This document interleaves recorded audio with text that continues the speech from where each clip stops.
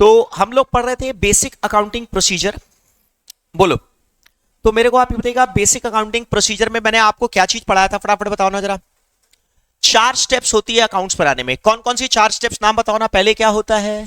Journal, उसके बाद laser, उसके बाद ट्रायल बैलेंस, उसके बाद फाइनल अकाउंट्स।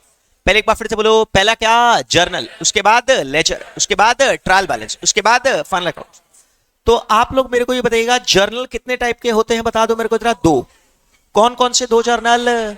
8 स्पेशल जर्नल और एक जर्नल प्रॉपर। फिर से बोलो, 8 स्पेशल जर्नल और एक जर्नल प्रॉपर। तो 8 स्पेशल जर्नल के नाम बता दो जरा जल्दी जल्दी से। Cash book, petty cash book, purchase day book, sales day book, purchase return, sales return, bills receivable, bills payable book. याद है ना?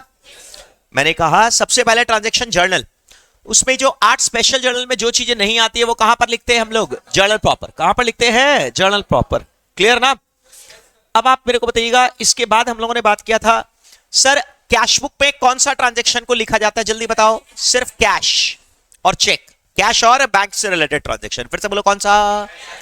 कैश और बैंक। ये कैश बुक क्या होता है? जर्नल होता है कि लेजर होता है? दोनों। फिर से बोलो, कैश बुक जर्नल होता है कि लेजर का पार्ट होता है? दोनों का पार्ट होता है, इसीलिए इसको क्या बोलते हैं? Generalized laser. तो सर इसको बनाते हैं जर्नल के अंदर में, पर लिखते हैं लेजर फॉर्मेट के हिसाब से। इंक्लूड करते हैं जर्नल में, पर लिखते हैं किसके हिसाब से? Ledger format. कैश बुक पे जनरली कितनी कॉलम मेंटेन करते हैं आप? 2 जनरली। डिस्काउंट को छोड़ो अभी, डिस्काउंट चैप्टर, डिस्काउंट का बात अभी छोड़ दो। तो कैश बुक में 2 कॉलम, कौन कौन सी 2 कॉलम? कैश कॉलम और बैंक कॉलम। कैश कॉलम में क्या चीज लिखी जाती है? Cash receipts, cash payment. फिर से बोलो, क्या चीज? कैश रिसीप्ट्स और कैश पेमेंट। कौन से साल का? इस साल का कि नेक्स्ट ईयर का कि लास्ट ईयर का? ना, तीनों का। फिर से बोलो, इस साल का कि नेक्स्ट ईयर का कि लास्ट ईयर का? किस, कभी कभी इस साल का हो चाहे लास्ट ईयर का हो चाहे नेक्स्ट ईयर का हो, सब कुछ आएगा, क्योंकि ये कैश बेसिस पर लिखते हैं कि एक्रूअल बेसिस पर। कैश, कैश बुक कौन सा बेसिस पर? अरे कैश बुक नाम बताओ ना। कैश बुक क्या है बेसिस पर? कैश बेसिस पर। तो कैश बुक बनाते हैं। कैश रिसीप्ट्स और कैश पेमेंट्स। फिर से बोलो, क्या चीज आता है? अरे आवाज नहीं आ रहा है। कैश रिसीप्ट्स और कैश पेमेंट। उसके अलावा आता है बैंक कॉलम। बैंक कॉलम में क्या आता है? Bank deposits. आवाज नहीं आ रहा है। बैंक में डिपॉजिट्स, बैंक से विड्रॉवल्स। याद है कि नहीं? अब आप मेरे को बताइएगा, कैश बुक। कैश बुक में सारा चीज लिख लिया आपने। कैश ट्रांजैक्शंस, चाहे गुड्स रिलेटेड, मतलब अगर सामान, अगर कैश में गुड्स बेचा है या एसेट्स बेचा है, गुड्स खरीदा है या एसेट्स खरीदा है, कैश में अगर कोई भी चीज खरीदा बेचा है तो वो सारा चीज कहां पर आएगा बताओ? Cash book. और इवन उधारी पर बेचा, उसके बाद पैसा आएगा तो भी कहां पर लिखेंगे? आवाज नहीं है, इतना धीरे बोलने से सुनाई दिया। जब माल उधारी पर बेचा तब आप कहां पर लिखेंगे? Sales day book. अरे कहां पर लिखेंगे? Sales day book. उससे जब पैसा आएगा तब कैश बुक पे लिखेंगे। समझ गए कि नहीं? बोलो। चले, बहुत बढ़िया। तो सर पहला क्या होता है कैश बुक में? सारे के सारे कौन से ट्रांजैक्शंस? कैश और बैंक। फिर से बोलो, कौन से? कैश और बैंक। उसके बाद नेक्स्ट क्या होता है बताओ? पेटी कैश बुक। फिर से बोलो, कौन सा बुक? पेटी कैश बुक में क्या होता है? पेटी कैश, छोटे मोटे कैश ट्रांजैक्शंस, छोटे मोटे कैश ट्रांजैक्शन। तीसरा होता है परचेज और सेल्स डे बुक। बताओ, परचेज डे बुक और सेल्स डे बुक में कुछ इंपॉर्टेंट चीज बताया था मैंने, दिमाग में सेट कर लो, फटाफट बोलो क्या? उधारी पर अगर, आवाज नहीं आ रहा है, उधारी पर अगर गुड्स परचेज किया है तो कहां पर लिखेंगे? Purchase day. उधारी पर अगर गुड्स सेल किया है तो सेल्स डे बुक। वो रिटर्न आएगा जाएगा तब परचेज रिटर्न और सेल्स रिटर्न बुक। समझ गए ना? फिर से बोलो, उधारी पर अगर सामान खरीदा है, गुड्स खरीदा है तो कहां पर आएगा? आवाज नहीं आया। Purchase day book. उधारी, सॉरी सॉरी सॉरी, उधारी पर अगर मशीनरी खरीदा है तो वो कहां पर आएगा? अरे आवाज नहीं आ रहा है, कहां पर आएगा? जो कहीं पर नहीं आएगा वो कहां पर आएगा? Journal proper. कैश में अगर सामान खरीदा है तब कैश बुक। कैश में अगर मशीन खरीदा है, कैश बुक। कैश में अगर मशीन बेचा है, कैश बुक। कैश में अगर गुड्स बेचा है, कैश बुक। उधारी पर अगर गुड्स बेचा है, सुनाई नहीं दिया? Sales day book. उधारी पर अगर मशीन बेचा है, उधारी पर अगर मशीन बेचा है तो वो कहां आएगा? स्पेशल जर्नल में नहीं आएगा तो वो कहां पर आएगा? Journal proper. ये बता दिया था ना? बहुत अच्छे, वेरी नाइस। और इसके अलावा जर्नल प्रॉपर में और आता है क्या? क्लोजिंग। आगे बोलो, बोलो। Closing entries. आगे बोलो, कौन सा? Closing entry, opening. अच्छा, ओपनिंग एंट्री पहले आता है कि क्लोजिंग एंट्री पहले आता है? पहले क्लोजिंग एंट्री पास करते हैं, फिर next year opening entry, transfer entry, adjustment entry और सेंटेंस पूरा करो, और रेक्टिफिकेशन एंट्री। कौन सा एंट्री? रेक्टिफिकेशन एंट्री पास करते हैं जर्नल प्रॉपर में। रुको, बिल्स रिसीवेबल, बिल्स पेबल के बारे में मैंने आपको समझाया क्या था? आपको समझाया क्या था वो समझाओ, बताओ जल्दी बोलो, क्या समझाया था? जल्दी बोलो ना। मान लो मैंने तुमको 10 लाख का माल बेचा उधारी पर, क्या चीज पर? और तुमने मेरे को बोला सर हम आपको 6 महीना बाद पैसा देंगे। तो मैंने बोला भाई क्या गारंटी है? अब मैं आपसे क्वेश्चन पूछता हूं, मैं कौन हूं? अपने आप को क्या बोल रहा हूं? ए, डेट सेलर। क्या बोल रहा हूं? सेलर। तुमको क्या बोल रहा हूं मैं? बायर। कौन बोलेगा? फिर से बोलो।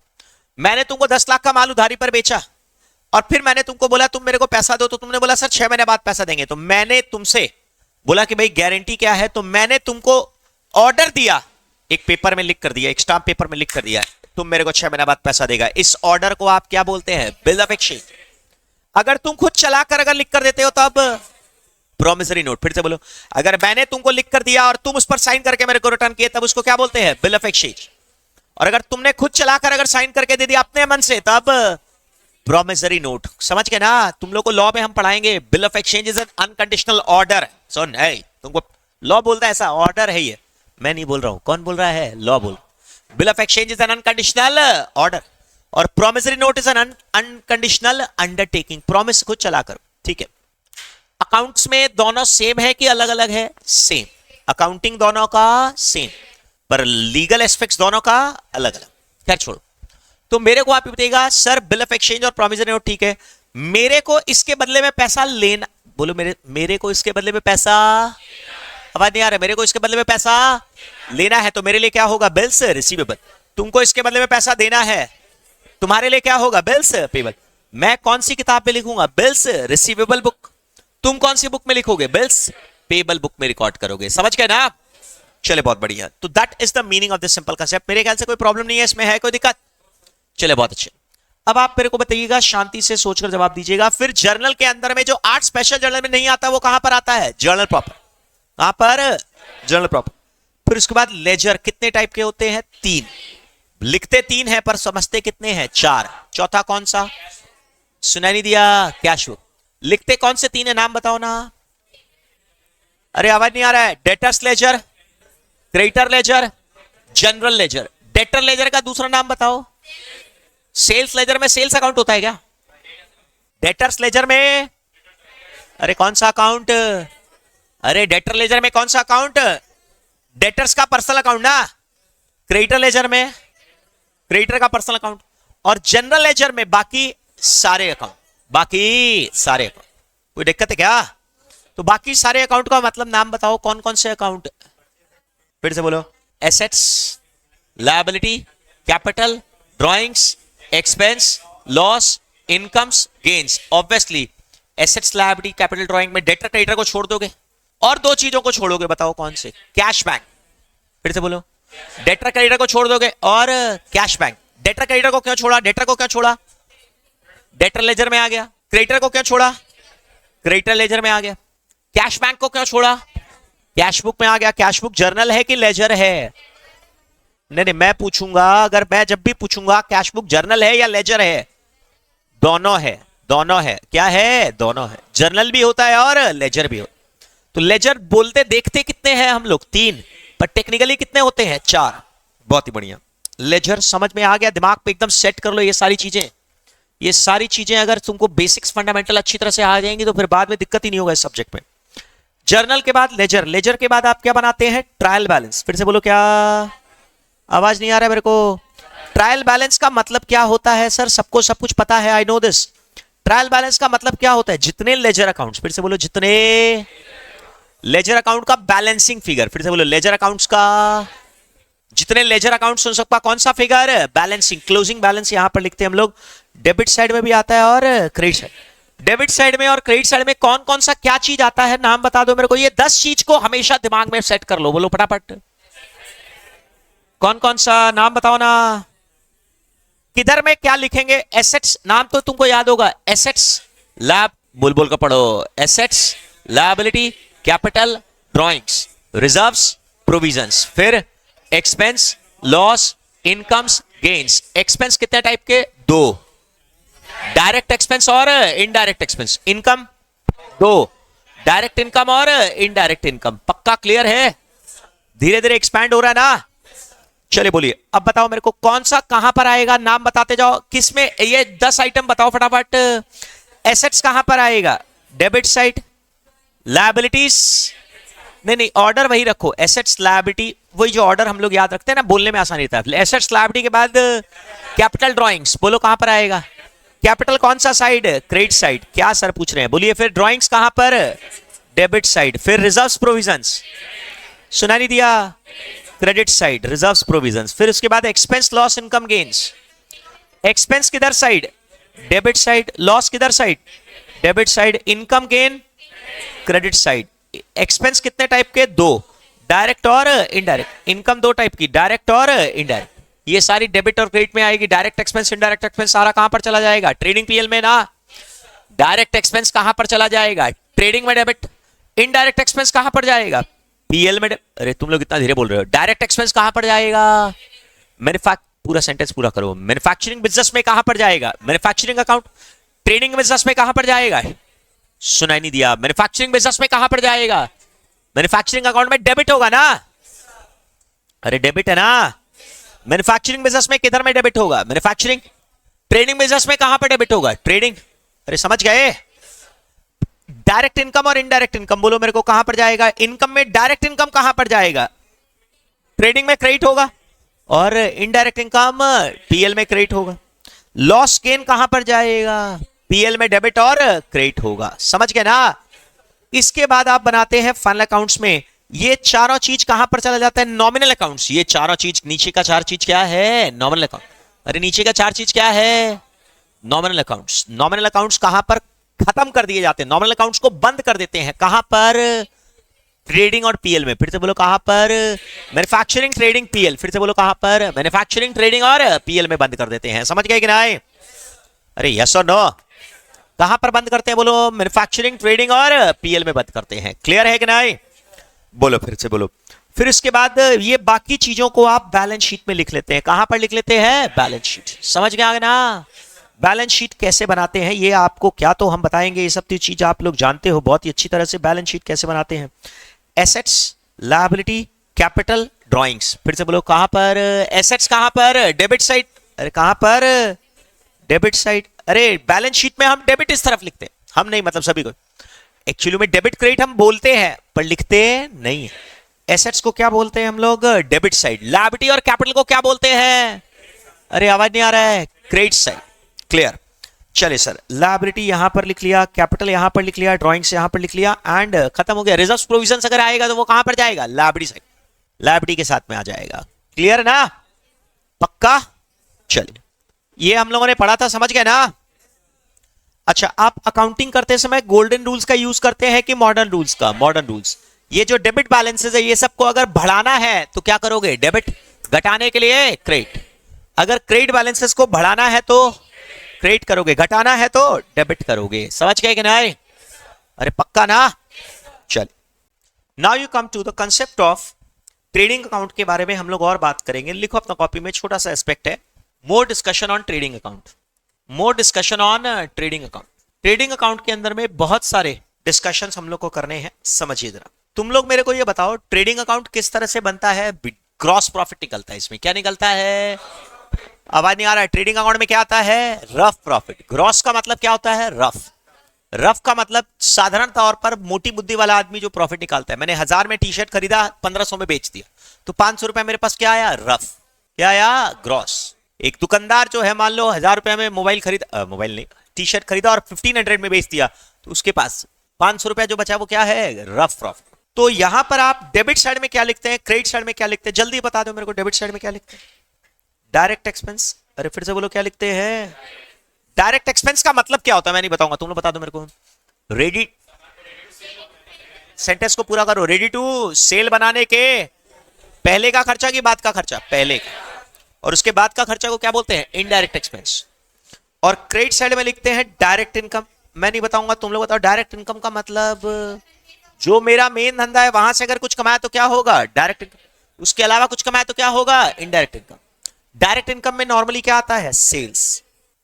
डायरेक्ट एक्सपेंसेस में नॉर्मली क्या आता है, परचेज आता है और उसके अलावा फैक्ट्री तक का सारा खर्चा, वेजेस आता है, डायरेक्ट एक्सपेंसेस आता है, कैरेज एंड वर्ड सामान लाने का खर्चा, क्या बोलेंगे, carriage inward, ready to sell बनाने के पहले का खर्चा। ठीक है। अब सर आप लोगों ने सुना होगा ट्रेडिंग अकाउंट में ओपनिंग स्टॉक और क्लोजिंग स्टॉक भी आता है, शायद सुना होगा। अरे बोलो, मैंने कहा ट्रेडिंग अकाउंट में ओपनिंग स्टॉक और क्लोजिंग स्टॉक भी आता होगा, सुना होगा। क्यों आता है, मैं आपसे ये पूछ रहा हूं कि ट्रेडिंग अकाउंट में नियम है सिर्फ डायरेक्ट एक्सपेंसेस और डायरेक्ट इनकम लिखने का नियम है, परंतु यहां पर आप एक और चीज लिखते हैं, closing stock. Why do you write this closing stock and the debit side में opening stock? Why do you write stocks in the trading account? Trading account जो है वो एक नॉमिनल अकाउंट है। फिर से बोलो, कौन सा अकाउंट है, नॉमिनल अकाउंट। नॉमिनल अकाउंट में चार चीजें आती है, कौन कौन सी चार है, एक्सपेंस, लॉस, इनकम्स, गेन्स। परंतु क्लोजिंग स्टॉक मेरा एक एसेट है। Why do we record closing stock in the trading account का क्रेडिट साइड, क्यों लिखते हैं? Anyone having an answer? Closing stock को ट्रेडिंग अकाउंट में क्यों लिखा जाता है? ये कोई मतलब का चीज नहीं है, साल भर का प्रॉफिट निकाल सके। तो एक काम करता हूं, मैं यहां पर अपना एसेट सारा लिख देता हूं, बिल्डिंग, मशीनरी, फर्नीचर भी लिख देता हूं। चलो मैं अपने आप को भी लिख देता हूं, यहां पर प्रॉफिट निकल जाएगा। कुछ समझ में नहीं आया, समझाने के हिसाब से बताओ। मैं पूछ रहा हूं, मेरा क्वेश्चन बड़ा ही प्यारा छोटा सा है। क्वेश्चन एक बार क्लियर करता हूं मैं। मेरा क्वेश्चन है कि ट्रेडिंग अकाउंट का नियम होता है कि डायरेक्ट एक्सपेंस और डायरेक्ट इनकम लिखा जाता है। क्या लिखा जाता है? ऑनलाइन में जो लोग कर रहे हैं वो लोग में से को जवाब दो। ट्रेडिंग अकाउंट में डायरेक्ट एक्सपेंस और डायरेक्ट इनकम लिखा जाता है, परंतु हम यहां पर क्लोजिंग स्टॉक को भी लिखते हैं जो कि एक एसेट है। ऐसा क्यों लिखते हैं? या तो ये लिखना गलत है, या तो ये लिखना नहीं चाहिए, गलत है, या फिर दूसरा बात, अगर लिखते सही हैं तो फिर आप उसका कारण बताइए, क्या कारण है इसका क्लोजिंग स्टॉक लिखने का? Why do we write trading account में डायरेक्ट एक्सपेंस और डायरेक्ट इनकम आता है, क्लोजिंग स्टॉक डायरेक्ट इनकम नहीं है, फिर भी ट्रेडिंग अकाउंट के क्रेडिट साइड पे आया? कारण बताओ व्हाई। काफी हद तक पहुंच रहे हैं सही रास्ते पर, परंतु पूरा क्लियर नहीं हो पा रहा है। एनीवन? दीप बाला, बिंदिया, सोनू कुमार। सोनू कुमार जी आपका नाम ठीक करवा लीजिएगा। सिद्धांत, दिशिका, बोलिए। थोड़ा थोड़ा सही जा रहे हो पर क्लियर नहीं हो रहा है, बोलो। तो उससे क्या हुआ? नहीं, यही मैं आपको बता रहा हूं कि ये रटने वाला चीज था। ठीक है, लॉजिक असल में क्लियर नहीं था। क्लास 12 में तुम लोग को एक अधूरा सा टाइप का लॉजिक बताया जाता था। I don't know why and क्यों। एक दूर का बेकार सा मतलब पॉइंट बताया जाता था, मतलब अजीब सा, कि क्लोजिंग स्टॉक जो है वो परचेज में इंक्लूडेड है, इसीलिए उसको क्रिएट किए हैं। शायद कई लोग ऐसा अजीब अजीब सा लॉजिक देते थे, शायद, आई डोंट नो व्हाई। ये आपको मैं बता रहा हूं कि ये क्लास 11-12 में और प्रोफेशनल कोर्स में ये फर्क है। 11-12 में होता क्या था कि आपका सिलेबस था इत्तू सा बच्चों वाला, और आपके पास टाइम था इतना। अभी आपके पास सिलेबस है इतना और टाइम इससे भी कम है। आपको बताया ना मैंने, 2 साल में जितना पढ़े उसका 2.5 गुना के आसपास आपको प्रोफेशनल कोर्स में पढ़ना है। 11 + 12 और उसका 2.5 टाइम्स के आसपास, मतलब 5 साल का चीज आपको 5-6 महीना में पढ़ना है और रिवाइज करना है अलग से।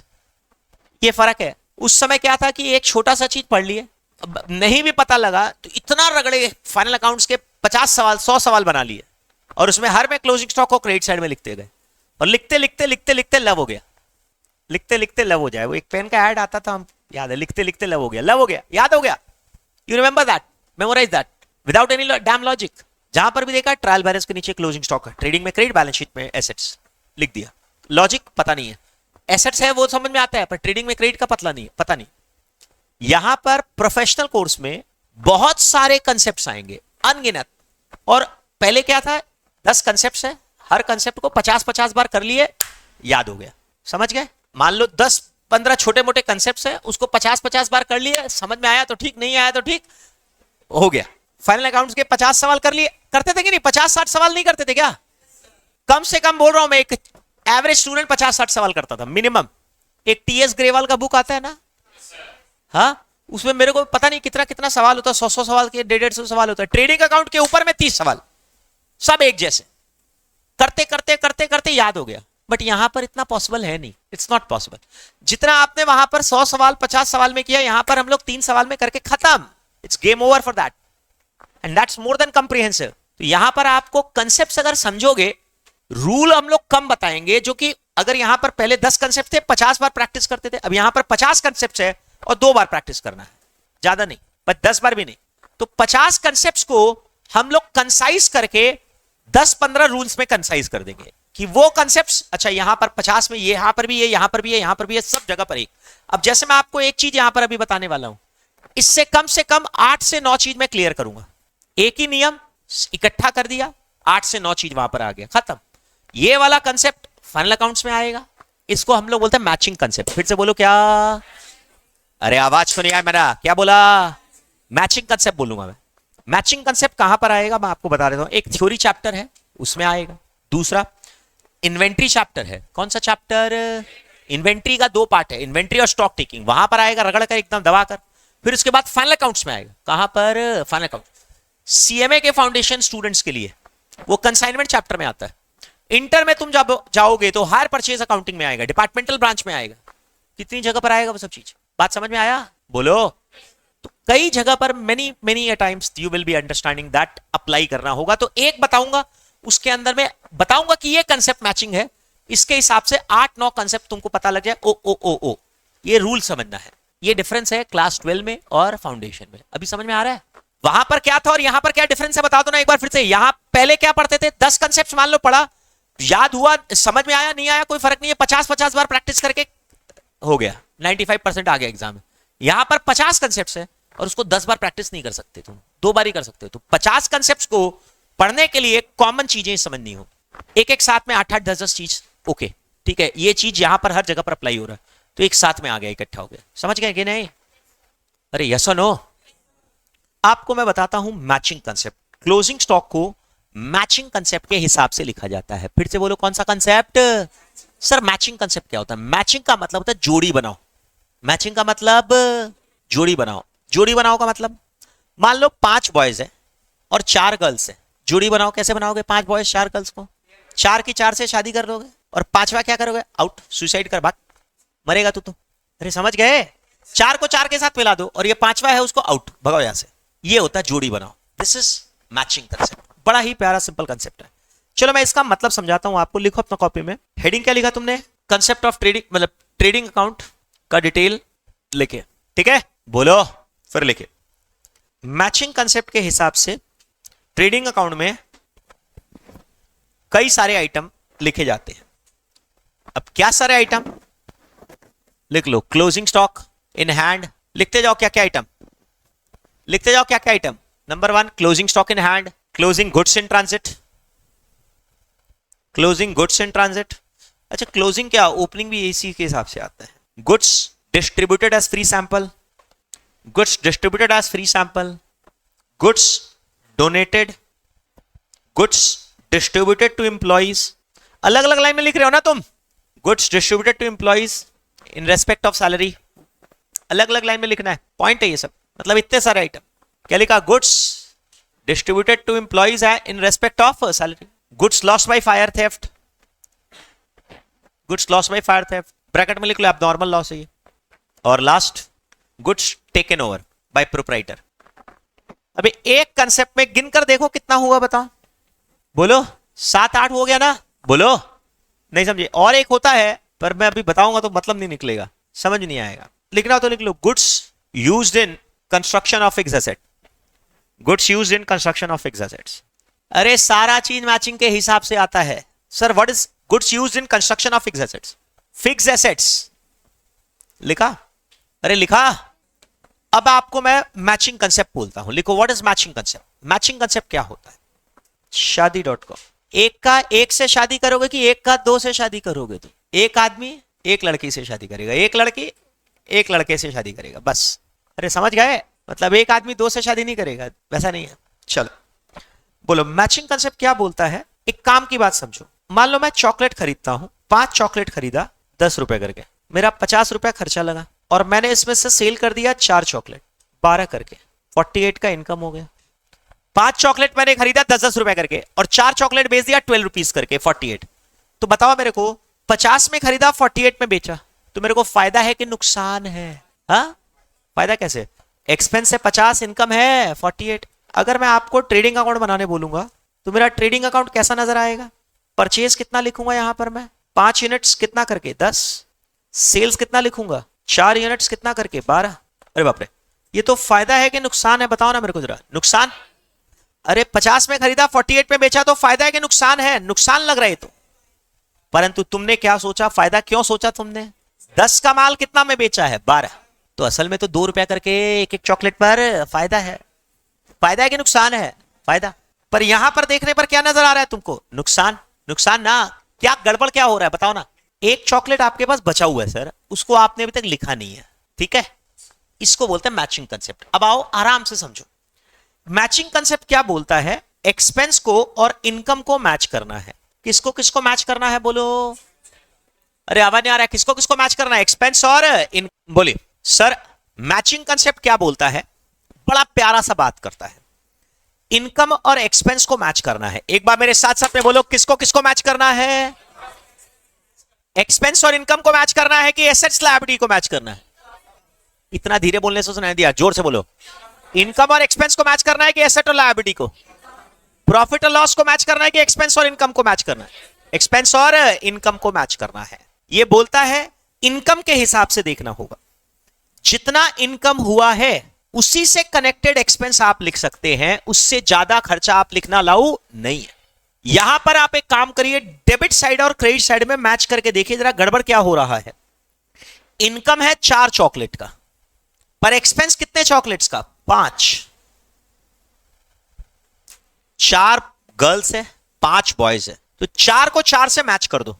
पर बाकी जो 5वां बचा उसको क्या करोगे? लात मार के निकालो, भागो यहां से, आउट, भागो। नहीं समझे? ये बोलता है कि ये 4 इनकम है, तो उसी से कनेक्टेड 4 को ही खर्चा लिखना है। जो एक एक्स्ट्रा खर्चा लिखा हुआ है उसको यहां से भगाओ, आउट करो, एलिमिनेट करो। क्या करोगे बताओ ना? कैसे करोगे eliminate? There are 2 ways to eliminate this, remove this. पहला तरीका यह है, मैं फिर से बोलूं, मैंने क्या कहा? मैं फिर से बोलता हूं, इनकम अगर, मेरे साथ साथ में बोलो, इनकम अगर, आवाज नहीं आ रही, इतना धीरे बोलने से सुनाई दिया। इनकम अगर 4 का हुआ तो खर्चा भी कितना का लिखना है? 4। फिर से बोलो, इनकम के हिसाब से एक्सपेंस को लिखना है कि एक्सपेंस के हिसाब से इनकम को लिखना है? इनकम के हिसाब से एक्सपेंस। इनकम कितना पीस हुआ है? 4। तो खर्चा भी कितना लिखना अलाउड है? 4। तो जो एक एक्स्ट्रा लिखा हुआ है उसको रिकॉर्ड करना है कि एलिमिनेट करना है? अरे एलिमिनेट करना है। क्या करना है? एलिमिनेट। कैसे करेंगे? There are 2 ways to eliminate. One is, एक पीस यहां से माइनस कर दो, एक तरीका है। या तो डेबिट साइड में से माइनस कर दो। फिर से बोलो, या तो, सेंटेंस को फिर से बोलो, या तो डेबिट साइड में से माइनस कर दो, या फिर दोनों में से कोई एक करना है कि दोनों करना है? दोनों में से कोई एक। या तो डेबिट साइड में से माइनस कर दो, या फिर इसको क्रेडिट साइड में लिख दो, या तो इसको क्रेडिट साइड में लिख दो। दोनों करना है कि कोई एक करना है, ये बताओ। अरे आवाज नहीं आ रहा, मेरे को सुनाई नहीं दिया। फिर से बोलो, दोनों करना है कि कोई एक करना है? क्या एक? दोनों में से कोई एक। कौन सा? या तो डेबिट साइड में से माइनस, एक बार फिर से बोलो, या तो डेबिट में से माइनस, या तो क्रेडिट में लिख दो, या तो डेबिट साइड में से माइनस कर दो। दोनों करना है कि दोनों में से एक करना है? कोई एक। समझ में आया? इसीलिए क्लोजिंग स्टॉक को, या तो मेरे साथ साथ में बोलो, क्लोजिंग स्टॉक को 2 उपाय है, या तो डेबिट साइड से माइनस करोगे या तो क्रेडिट साइड में लिखोगे। फिर से बोलो, या तो डेबिट साइड से माइनस करोगे या फिर क्रेडिट साइड में लिखो। दोनों फिर से बोलो, या तो डेबिट साइड से माइनस करोगे या फिर क्रेडिट में लिखोगे। दोनों करना है कि कोई एक करना है? कोई एक करना है। समझ में आया कि नहीं? ये कंसेप्ट बोलता है, ये चीज समझ में आ रहा है कि नहीं आ रहा है? मैचिंग का मतलब क्लियर हुआ क्या? नहीं क्लियर हुआ? तुम लोग बताओ यहां तक समझ में आया? इसीलिए इनकम और एक्सपेंस को मैच करने के लिए क्लोजिंग स्टॉक को ट्रेडिंग के क्रेडिट साइड में लिखा जाता है। खत्म करें क्या? अगर क्लोजिंग स्टॉक को मैं नहीं लिखता तो बताओ मेरे को, ये डेबिट साइड और क्रेडिट साइड मैच की मिसमैच? मिसमैच। इसीलिए क्लोजिंग स्टॉक को लिख दिया। तो अब ये मैच हुआ कि मिसमैच हुआ? मैच। क्लियर ना? चलिए बहुत बढ़िया। इसको बोलते हैं मैचिंग कंसेप्ट। इसके हिसाब से सारे आइटम, जो मैंने 8-9 आइटम आपको लिखवाए, वो सारे आइटम मैचिंग कंसेप्ट के हिसाब से लिखे जाते हैं। क्लियर ना? लिखो इसको अपना कॉपी में, फटाफट पहले लिखो। मैं लिखवा रहा हूं, जो बोल रहा हूं वो लिखो। कॉपी में लिखोगे, बुक का तो कोई सवाल ही नहीं है इसका। बुक में तो कुछ लिखना ही नहीं है, फटाफट लिखो। मैचिंग कंसेप्ट, जितना इनकम जनरेट हुआ है उसी से कनेक्टेड एक्सपेंस लिखना है। जितना इनकम जनरेट हुआ है उसी से कनेक्टेड एक्सपेंस लिखना है। अगर नेक्स्ट लाइन, अगर इनकम 4 पीस का है तो एक्सपेंस भी 4 पीस का ही लिखना अलाउड है। अगर इनकम 4 पीस का है तो एक्सपेंस भी 4 पीस का ही लिखना अलाउड है। फिर लिखिए, अगर डेबिट में 5 पीस का इनका एक्सपेंस लिख दिया, अगर डेबिट में 5 पीस का एक्सपेंस लिख दिया तो ट्रेडिंग अकाउंट मिसमैच। अगर डेबिट में 5 पीस का एक्सपेंस लिख दिया तो ट्रेडिंग अकाउंट मिसमैच। पहले ये एग्जांपल यहां तक लिखो, क्लोजिंग स्टॉक के बिना। परचेज 5 चॉकलेट 10 रुपए करके 50 रुपए लिख लिया। ये एग्जांपल यहां पर फटाफट कॉपी कर लो। अभी क्लोजिंग स्टॉक को लिखना मत। अभी ये बताओ मेरे को, ट्रेडिंग अकाउंट मैच है कि मिसमैच है? अरे मैच की मिसमैच, मिसमैच। तो तुमको मैच करने के लिए क्या करना होगा? 1 यूनिट क्या क्या गड़बड़ क्या है? गड़बड़ क्या है? दोनों तरफ का बैलेंस सेम हो रहा है कि अलग अलग हो रहा है? यूनिट्स को मैच करना है। अच्छा, यूनिट्स को मैच करना है कि अमाउंट को मैच करना है? यूनिट्स। एक बार फिर से बोलो, यूनिट्स को मैच करना है, क्वांटिटी को मैच करना है कि अमाउंट को मैच करना है? क्वांटिटी। अमाउंट को मैच नहीं करना, क्वांटिटी को। खत्म करें क्या? लिखने का काम हो गया तुम्हारा? फिर लिखे, नहीं लिखा ये 5 चॉकलेट एक, बोलो ना। अरे ठीक है, फिर लिखिए। लिख लिया यहां तक? अब जल्दी जल्दी लिखोगे, फटाफट लिखोगे। बोलो, इसको मैचिंग करने के लिए या तो 1 यूनिट को डेबिट साइड से माइनस करो, या तो 1 यूनिट को डेबिट साइड से माइनस करो या क्रेडिट साइड में लिखो। 1 यूनिट को डेबिट साइड से माइनस करो या क्रेडिट साइड में लिखो। खत्म? चलिए, बहुत अच्छे। इसको हटाना होगा तभी हम आगे बढ़ पाएंगे जी, please. Can I remove this? बोलो। खत्म करता हूं मैं इसको। अरे हो गया ना भाई? नहीं आया बेबे? पक्का?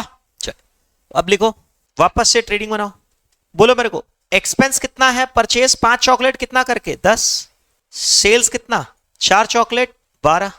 अभी मैच है कि मिसमैच है? Hello hello hello, mismatch. क्या करने से मैच हो जाएगा? अरे आवाज नहीं आ रहा है। या तो क्लोजिंग स्टॉक को 1 यूनिट माइनस करो यहां से, या फिर क्रेडिट साइड में लिखो। दोनों करना है कि कोई एक करना है? कोई एक करना है, दोनों मत कर देना। अरे खत्म करें। अच्छा, कैन आई से दैट कि क्लोजिंग स्टॉक को ट्रेडिंग में रिकॉर्ड करते हैं कि एलिमिनेट करते हैं? मेरे शब्दों को ध्यान दो। ट्रेडिंग अकाउंट में क्लोजिंग स्टॉक को रिकॉर्ड किया जाता है कि एलिमिनेट किया जाता है? सुना नहीं दिया?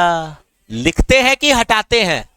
क्यों हटाते हैं? डेबिट साइड में खर्चा ज्यादा लिखा हुआ है, उसको रिवर्स करते हैं, कैंसिल करते हैं, रिमूव करते हैं, आउट करते हैं। भागो, लात मार के निकालो। समझ में आया कि नहीं? नहीं आया? हम लोग माइनस तो ऑब्वियसली करेंगे नहीं, हम लोग क्या करेंगे? क्रेडिट साइड में लिखेंगे। इसको आपको रिकॉर्ड करना है कि एलिमिनेट करना है? एलिमिनेट। आउट, लात मार के निकालो। मेसी बन जाओ और लात मार के इसको निकालो। भागो। अरे हटा ना, बोलो। आउट। This is. अब बताओ, ये दोनों साइड मैच की मिसमैच? अरे क्या चीज को मैच करना है? अमाउंट को मैच करना है कि क्वांटिटी को मैच करना है? सुनाई नहीं दिया? क्वांटिटी। इधर में 5, इधर में भी 5। कोई शिकायत है? जल्दी अब नेक्स्ट एग्जांपल खत्म करो फटाफट। छोटा एग्जांपल है। मान लो 2024 में परचेज किया 500 शर्ट्स, सेल किया 400। कौन बोलेगा? जल्दी बोलो। 2024 का ट्रेडिंग अकाउंट बनाओगे तुम? कौन बोलेगा 2024 का ट्रेडिंग अकाउंट बनाओगे? क्या होगा बोलो ना? डेबिट साइड में क्या लिखोगे? परचेज कितना? शर्ट्स 500। ये क्वांटिटी है कि अमाउंट है? ये क्वांटिटी। अमाउंट से हमको मतलब नहीं है। क्रेडिट साइड में क्या लिखोगे? अरे आवाज नहीं आ रहा है। सेल्स कितना? शर्ट्स 400। अमाउंट से मतलब नहीं है। अभी ये बताओ मेरे को, मैच के मिसमैच? क्या गड़बड़ है बताओ ना? डेबिट का साइड में कितना है? 500। क्रेडिट साइड में कितना है? 400। तो 500 बॉयज 400 गर्ल्स, तो 400 को तो शादी करवा दो, और बाकी जो 100 बच गया वो क्या होगा? आउट। सुसाइड करो, लात मार के निकालो। क्या करना होगा बताओ ना मेरे को? 100 को दोनों में से कोई एक करना है। 2 ऑप्शन दिया था, क्या करना है? दोनों में से कोई एक। कौन सा? या तो डेबिट साइड से माइनस करो या फिर क्रेडिट साइड में लिखो। क्या करना होगा बताओ फटाफट? क्रेडिट साइड में लिखोगे बाय क्लोजिंग स्टॉक। इसको बोलते हैं क्लोजिंग स्टॉक इन हैंड। अब ये मैच के मिसमैच। अरे आवाज नहीं आ रहा है? मैच। मान लो 2025 में शर्ट्स का बिजनेस बंद कर दिया आपने, शर्ट्स का धंधा बंद कर दिया, जूते बनाने लग गए। जो कपड़ा बचा हुआ था ना, उससे जूते बनाने लगे कपड़े के। बोलो, शर्ट्स का बिजनेस बंद कर दिया तुमने, कोई दूसरा धंधा चालू कर दिया, लोहा बेचना चालू कर दिया। बताओ, ये 100 पीस जो है तुम्हारे पास घर में पड़ा हुआ है, ये तुम रखोगे कि बेच दोगे? बेच दोगे, पर अगले साल वापस से परचेज नहीं करोगे। अरे अगले साल परचेज नहीं करोगे। मान लो 2025 में कोई परचेज नहीं हुआ, काम की बात सुनो, परंतु सेल हो गया, जो 100 पीस पड़ा था ना वो बेच दिया। अब बताओ ट्रेडिंग अकाउंट 2025 का ट्रेडिंग बताओ। डेबिट साइड में क्या है, परचेज तो कुछ है नहीं, क्रेडिट साइड में सेल्स है, कितने का सेल्स है 100। अभी मैच की मिसमैच, आवाज नहीं आया, इतना धीरे बोलने से सुनाई नहीं दिया, फिर से बोलो मैच की मिसमैच। मिसमैच क्या करने से मैच हो जाएगा बताओ ना। डेबिट साइड में ओपनिंग स्टॉक लिखना पड़ेगा ना, अरे क्या लिखना पड़ेगा, ओपनिंग स्टॉक लिखना पड़ेगा, कितना पीस का 100, अरे कितना पीस का 100 पीस का ओपनिंग स्टॉक लिखना पड़ेगा। अब मैच की मिसमैच, मैच, कोई डाउट, पक्का। अब तुमको समझ में आया होगा कि ओपनिंग और क्लोजिंग स्टॉक को ट्रेडिंग अकाउंट में क्यों लिखते हैं, मैचिंग प्रिंसिपल। कौन सा प्रिंसिपल, मैचिंग प्रिंसिपल। नहीं समझे, क्या जर्नल एंट्री पास होता है, चलो जल्दी से बताओ मेरे को, जर्नल एंट्री यहां से स्क्रीन पर देख कर बताओ, क्लोजिंग स्टॉक का जर्नल एंट्री क्या पास होता है, फटाफट बताओ ना। आवाज नहीं आ रहा है, closing stock debit to trading, फिर से बोलो क्लोजिंग स्टॉक, जल्दी से बोलो ना, क्या एंट्री पास होता है, closing stock debit to trading, या कई लोग इसको ट्रेडिंग या परचेज भी बोलते हैं, ट्रेडिंग या फिर परचेज। फिर से बोलो क्या बोलते हैं, closing stock debit to trading या फिर परचेज। मेरे को आवाज नहीं आ रहा, क्या लिखते हैं, closing stock debit to trading या फिर परचेज। पहले आप लोग ये बताइए, आपको समझ में आया कि नहीं। मैंने कहा क्लोजिंग स्टॉक एंट्री क्या पास होता है, जल्दी जल्दी बताओगे, एंट्री बोलोगे फटाफट से। इतना धीरे बोलने से मेरे को सुनाई दिया, थोड़ा जोश में बोलो, फटाफट बोलो, एंट्री बोलो जल्दी, क्या है एंट्री, क्या है। अभी तक यहां पर से आवाज नहीं आ रहा है, इसका मतलब मेरे को समझ में नहीं आ रहा है, क्या एंट्री है, closing stock debit to trading या फिर परचेज। फिर से बोलो क्या एंट्री है, closing stock debit to trading या फिर परचेज। ट्रेडिंग अकाउंट में क्या करना है, इसको डेबिट साइड में लिखना है कि क्रेडिट साइड में लिखना है, क्रेडिट साइड। ट्रेडिंग में क्रेडिट करते हैं, एक बार फिर से बोलो, ट्रेडिंग में क्या करते हैं, क्रेडिट, और बैलेंस शीट में डेबिट, बैलेंस शीट में डेबिट। डेबिट वर्ड का मतलब क्या होता है बताओ ना, एसेट्स। अरे बैलेंस शीट में डेबिट वर्ड का मतलब क्या, एसेट्स। नहीं आया लग रहा है, अरे हाँ या ना। तो मैं क्लोजिंग स्टॉक को ऐसे बोलूंगा, ट्रेडिंग में क्रेडिट, बैलेंस शीट में डेबिट। एक बार मेरे साथ साथ में बोलो, फिर से क्या बोलूंगा मैं, अरे आवाज नहीं आ रहा है, ट्रेडिंग में क्रेडिट, बैलेंस शीट में डेबिट। फिर से बोलो क्या बोलूंगा, ट्रेडिंग में क्रेडिट, बैलेंस शीट में डेबिट। समझ गए। चल भाई, अगर तुम लोग बोलोगे नहीं तो फायदा नहीं है, मेहनत बेकार होगा। चलिए इसको हटा रहा हूं मैं, जीत का वो बोलिए ऐसे कुछ, माउस निकाल। अरे बोलो ये समझ में आया कि नहीं, एक बार फिर से बोलो, जर्नल एंट्री क्या पास होता है, क्लोजिंग स्टॉक का, closing stock debit to trading या फिर परचेज। कहां पर डेबिट कहां पर क्रेडिट करना है बताओ ना, जल्दी से बोलो। ट्रेडिंग में क्रेडिट करना है या फिर, और बैलेंस शीट में डेबिट, डेबिट का मतलब एसेट साइड। अच्छा, कई लोग इसको ट्रेडिंग में क्रेडिट भी करते हैं या फिर परचेज में भी क्रेडिट करते हैं, परचेज से लेस भी कर सकते हो, परचेज से लेस। चलो अब एक काम करो, नेक्स्ट एग्जांपल लिखो, कंप्रिहेंसिव एग्जांपल, फटाफट। आपको ये बताओ समझ में आया कि नहीं आया, पक्का लिखो कंप्रिहेंसिव एग्जांपल। मान लो आपने परचेज किया 500 शर्ट्स, कितना परचेज किया बताओ, 500। इसमें से आपने सेल कर दिया 300 शर्ट। एक काम करो, फिर से बताओ कितना परचेज किया था, बोलो जल्दी बोलो, कितना, 500। उसमें से बेचा कितना, 300। हिसाब से घर में बचना कितना चाहिए, 200। कितना बचना चाहिए, 200। परंतु मान लो घर में बचा हुआ है, क्लोजिंग स्टॉक इन हैंड बचा हुआ है सिर्फ 50 शर्ट्स। अरे कितना बचा हुआ है, आवाज नहीं आ रहा है, कितना बचा हुआ है, 50। तो अभी भी कितने का गड़बड़ है पहले ये बताओ मेरे को। अरे आवाज नहीं आ रहा है, 150 का ना, अरे कितने का, 150। क्या हुआ, रास्ते में, नहीं ये परचेज रिटर्न नहीं है, क्लोजिंग गुड्स इन ट्रांजिट। फिर से बोलो क्या चीज, क्लोजिंग गुड्स इन ट्रांजिट पड़ा हुआ है 10 shirts. Sir goods in transit क्या होता है, माल खरीद लिया है पर अभी तक मिला नहीं है। एक बार फिर से बोलो, माल खरीद लिया है पर अभी तक मिला नहीं है। एक बार फिर से बोलो, माल खरीद लिया है पर अभी तक मिला नहीं है, रास्ते में आ रहा है। एग्जाम्पल के तौर पर हम आपको बताते हैं, तुम लोगों में से किसी का शादी हो गया है क्या, नहीं हुआ, अरे शर्माने का कोई बात नहीं है। पुराने जमाने में इस उम्र में बच्चे पैदा हो जाते थे, तो कई जगह पर अभी भी मान लो गांव ट्राइबल एरियाज में शादी हो जाती है, पर गौना बाद में होता है। गौना समझ रहे हो? नहीं समझ रहे हो? शादी हो गई बचपन में, पर गौना बाद में होता है।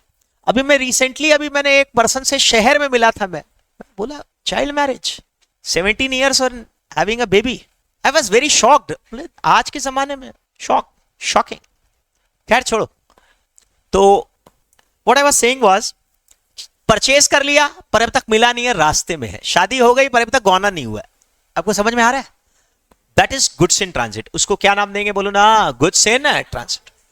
दूसरा, अरे लिखते जाओ ना, ठीक है ना? मॉल में मिले, मैं तो सरप्राइज हो गया। बोले भाई 17 साल की उम्र में क्या बोले बताइए, मॉल में घूम रहे। मतलब एक जन के गोद में बच्चा था। मैंने पूछा भाई ये आपका भाई है क्या? तो बोला नहीं भाई नहीं है, बेटा है। बोले ये क्या बात हुआ, आप खुद लग रहे हैं 17 साल के, बेटा है। मेरे को लगा भाई होगा। चलिए बताओ, closing goods in transit 10 shirts. अरे हटाएंगे ना? फिर उसके बाद goods distributed as free sample. एक बार फिर से बोलो, goods distributed as free samples. 20 shirt free sample के तौर पर 20 शर्ट बांट दिया। फ्री सैंपल के तौर पर, क्या चीज के तौर पर? Free sample. ठीक है ना? फ्री सैंपल का मतलब समझ रहे हो ना? अरे बोलो ना। एडवर्टाइजमेंट के तौर पर बांट दिया। पहले यूज करो, अगर पसंद आए तो रखो, नहीं पसंद है तो फेंक दो, हमको मतलब नहीं है, मेरे को रिटर्न मत करना। Free sample, advertisement. गुड्स दान में दे दिया 30 शर्ट्स। क्या कर दिया? गुड्स दान में दे दिया। नहीं समझे? और goods distributed to employees in respect of salary 40 shirts. Salary के तौर पर बांट दिया एम्प्लॉइज को। भाई तुम लोग को खरीदने का दरकार नहीं है, तुम लोग ले जाओ सामान और सैलरी में से पैसा कट जाएगा, सैलरी में से पैसा कट जाएगा, खत्म ना? गुड्स लॉस्ट बाय फायर 50 नहीं करते हैं, 46 कर देते हैं। चलो। और goods taken over by proprietor 4 shirt. देखो 200 का हिसाब हो गया क्या पूरा? अरे पूरा हो गया क्या हिसाब? Can I proceed and move this? क्या? अरे बोलो भाई। गुड। तुम लोग बताओ मेरे को, जल्दी जल्दी बोलो, फटाफट से बोलो क्या होगा, जल्दी जल्दी बोलो। परचेज कितना किया था मैंने? 500। सेल कितना किया? 300। तो घर में हिसाब से बचना कितना चाहिए? 200। परंतु घर में बचा कितना? मेरे हाथ में कितना बच रहा है? 50। तो अभी भी बचा हुआ कितना है बताओ ना? 150। 150 में 10 शर्ट अभी खरीद लिया पर अभी तक मिला नहीं है, रास्ते में है। Goods in transit. समझ गए ना? दूसरा है goods distributed as free sample. Free sample के तौर पर बांट दिया। किसके तौर पर? Free sample. इंप्लॉइज को बांट दिया, दान में दे दिया 30 शर्ट। इंप्लॉइज को बांट दिया 40। इंप्लॉइज को बांट दिया, फ्री में बांटा है कि सैलरी में से पैसा काटेंगे? सुना नहीं दिया? फ्री में दे दिया कि सैलरी में से काटेंगे? सैलरी में से काटेंगे। आग लग गया मान लो 46 शर्ट्स, और घर लेकर गए कितना? 4। मालिक को पसंद आ गया, वो 4 पीस लेकर चला गया, खत्म। अब इनका पूरा अकाउंटिंग करना है। आओ जरा शांति से, हड़बड़ा बिना सोचकर जवाब देना मेरे को। कौन बोलेगा तुम लोग में से? ये मान लो मेरा ट्रेडिंग अकाउंट है। बोलो फटाफट बोलो। डेबिट साइड में क्या लिखोगे बताओ ना? परचेज। कितना शर्ट? अरे आवाज नहीं आ रहा है। 500। अभी अमाउंट को मैच करना है कि क्वांटिटी को मैच करना है? सुना नहीं दिया? क्वांटिटी। क्रेडिट साइड में बोलो। सेल्स कितना? 300। समझ गए? अब बोलो मेरे को जरा जल्दी बोलो। अभी ये मैच के मिसमैच, पहले ये बताओ। अभी मिसमैच है, कॉपी नहीं करना, पहले सुनना। बोलो मेरे को शांति से, भगदड़ किए बिना जो जवाब दो, फटाफट बोलो। क्लोजिंग स्टॉक को लिखना पड़ेगा ना, कितना shirts? Closing stock in hand कितना शर्ट्स? 50। अभी मैच की मिसमैच। हाँ मिसमैच।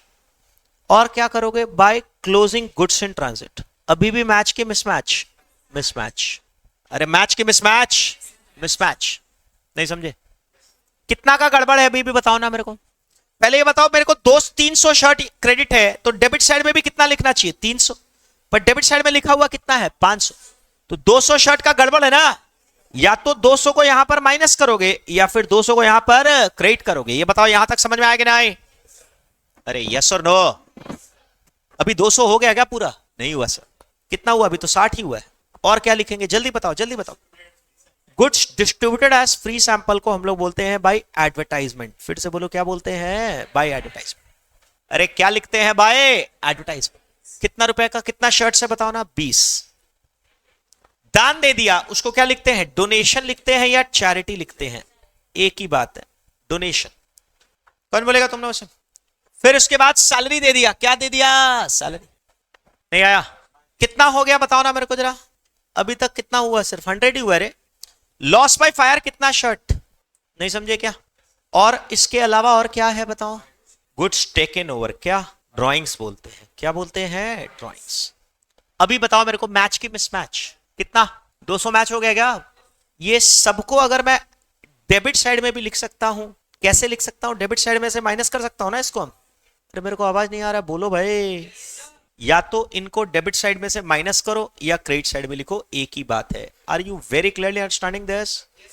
लिख लो, इनको डेबिट साइड से माइनस भी कर सकते हैं। कोई डाउट? अरे कोई डाउट है? चलो लिख लीजिए।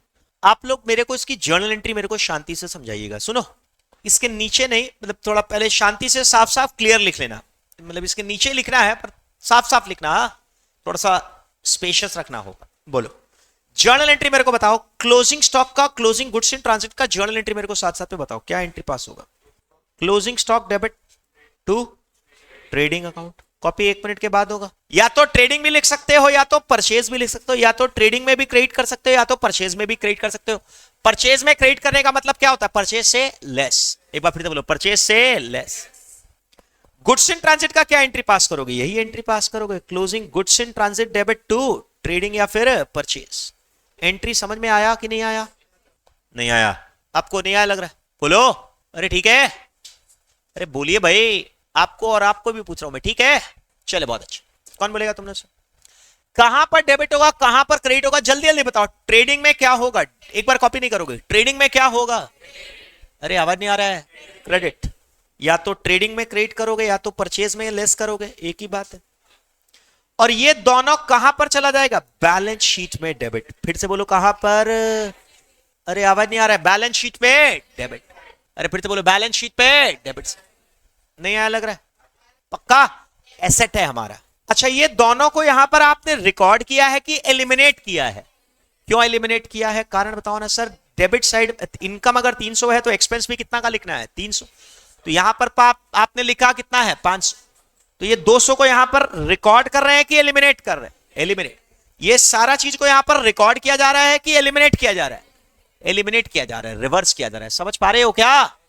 नहीं आ रहा समझ में? चलो बोलो, कौन बोलेगा तुमने से? नेक्स्ट ट्रांजैक्शन क्या होता है? एडवर्टाइजमेंट, डोनेशन, सैलरी, ये सब का एंट्री क्या होगा? जल्दी जल्दी बताओ, what is the journal entry for this?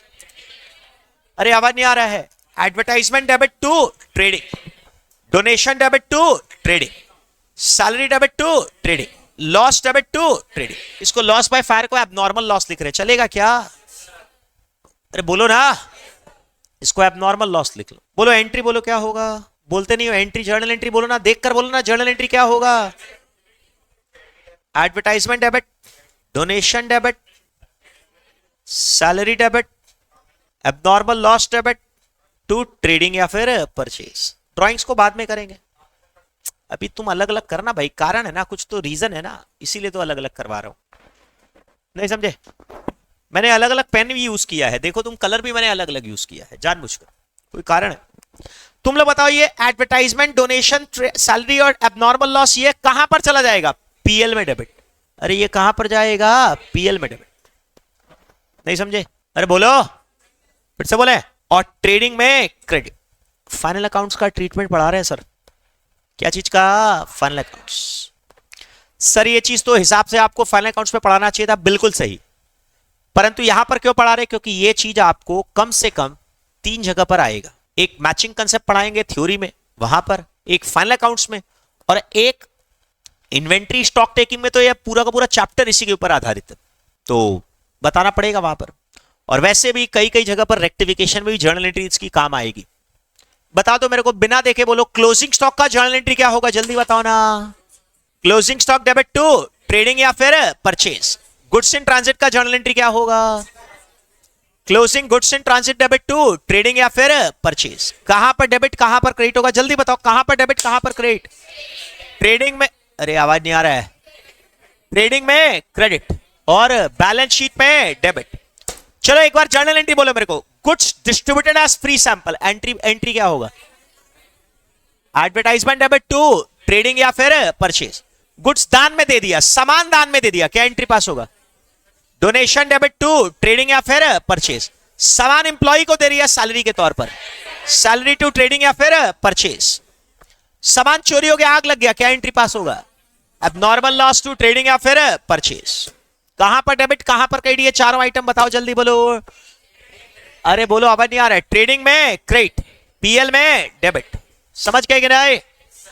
कोई डाउट है शायद? खत्म। Goods taken over by proprietor, entry क्या पास हुआ बताओ ना? Drawings debit. फिर से बोलो, क्या एंट्री पास हुआ? ड्रॉइंग्स टू ट्रेडिंग या फिर परचेज। कोई परेशानी है क्या? ये कहां पर जाएगा? ट्रेडिंग में क्रेडिट और कैपिटल में डेबिट। कैपिटल में डेबिट वर्ड का मतलब कैपिटल में लेस भी कर सकते हो तुम।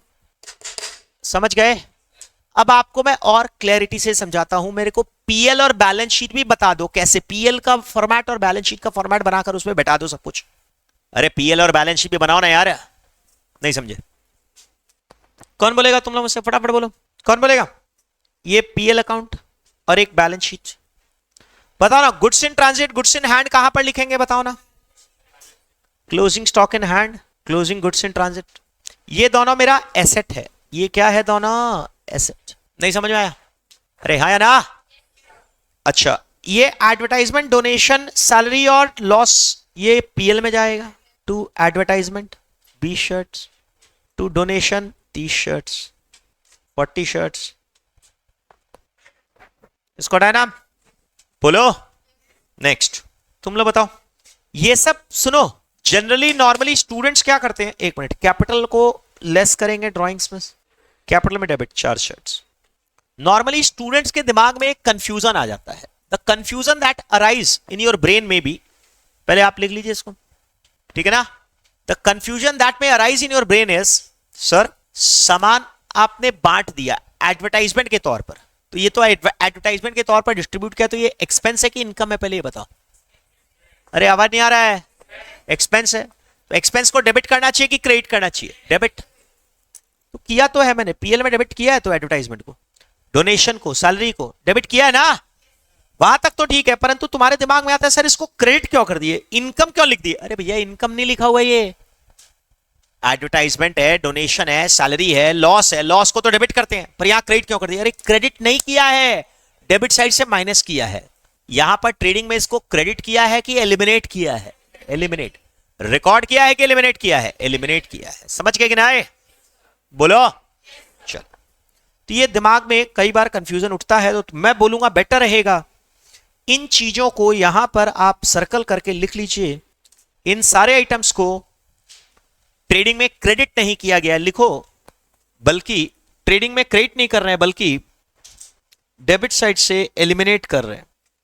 क्रेडिट नहीं कर रहे हैं, बल्कि डेबिट साइड से एलिमिनेट कर रहे हैं। मेरे ख्याल से ये चीज समझ में आ गया पूरा अच्छी तरह से? क्या बोलो?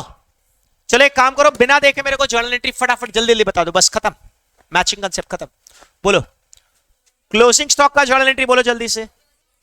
इतना धीरे बोल रहे हो तो तुम लोग सुनाई नहीं दे रहा मेरे को, फटाफट एंट्री बोलो। Closing stock debit to trading या फिर purchase, goods in transit, goods in transit debit to trading या फिर purchase, closing goods in transit बोल रहे हैं। Goods distributed as free sample, अरे बोलो ना, एडवर्टाइजमेंट डेबिट टू ट्रेडिंग या फिर परचेज। गुड्स दान में दे दिया, डोनेशन डेबिट टू ट्रेडिंग या परचेज। सैलरी के तौर पर बांट दिया, सैलरी डेबिट टू ट्रेडिंग या परचेज। सामान चोरी हो गया, आग लग गया, advertisement debit sorry abnormal loss debit to trading या फिर परचेज। खत्म करें। सामान घर ले गया मालिक, क्या एंट्री पास होगा? ड्रॉइंग्स टू ट्रेडिंग या फिर परचेज। अगर एक इसी में और में अगर जोड़ देता हो जाता। अगर सामान को गोडाउन से निकालकर फिक्स एसेट्स के कंस्ट्रक्शन में यूज कर दिए, क्या चीज में? फिक्स। सर एग्जांपल के तौर पर मान लो अपना एक मशीन खरीद कर लाए, अब मशीन का एक पाइप टूटा हुआ था, तो फिल्मों में देखते थे ना, हीरोइन हीरो के हाथ में चोट लगा हुआ है तो हीरोइन अपना दुपट्टा फाड़ती है और पट्टी बांधती है, तो हम लोगों ने कपड़ा निकाला और पाइप में पट्टी बांध दिया। जोक सपाट, काम की बात समझो। मान लो अपना सीमेंट का बिजनेस है, स्टील का बिजनेस है, ठीक है, तो हम लोगों ने एक मशीनरी खरीदा, उसको बनाने के लिए एक प्लेटफॉर्म बनाना था, ऊपर में स्ट्रक्चर बनाना था, तो उसके लिए सीमेंट की जरूरत थी। क्या सीमेंट बाजार से खरीदेंगे? अरे अपने पास जो सीमेंट पड़ा वो उसी को यूज कर लो ना। तो सीमेंट निकालकर हम लोगों ने कंस्ट्रक्शन में यूज कर लिया। बोलो समझ में आए कि ना आए?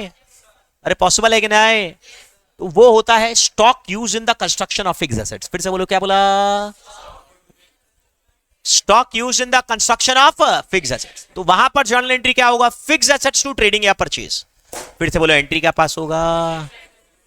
Fixed assets debit to trading या फिर परचेज। क्लियर है कि ना आए?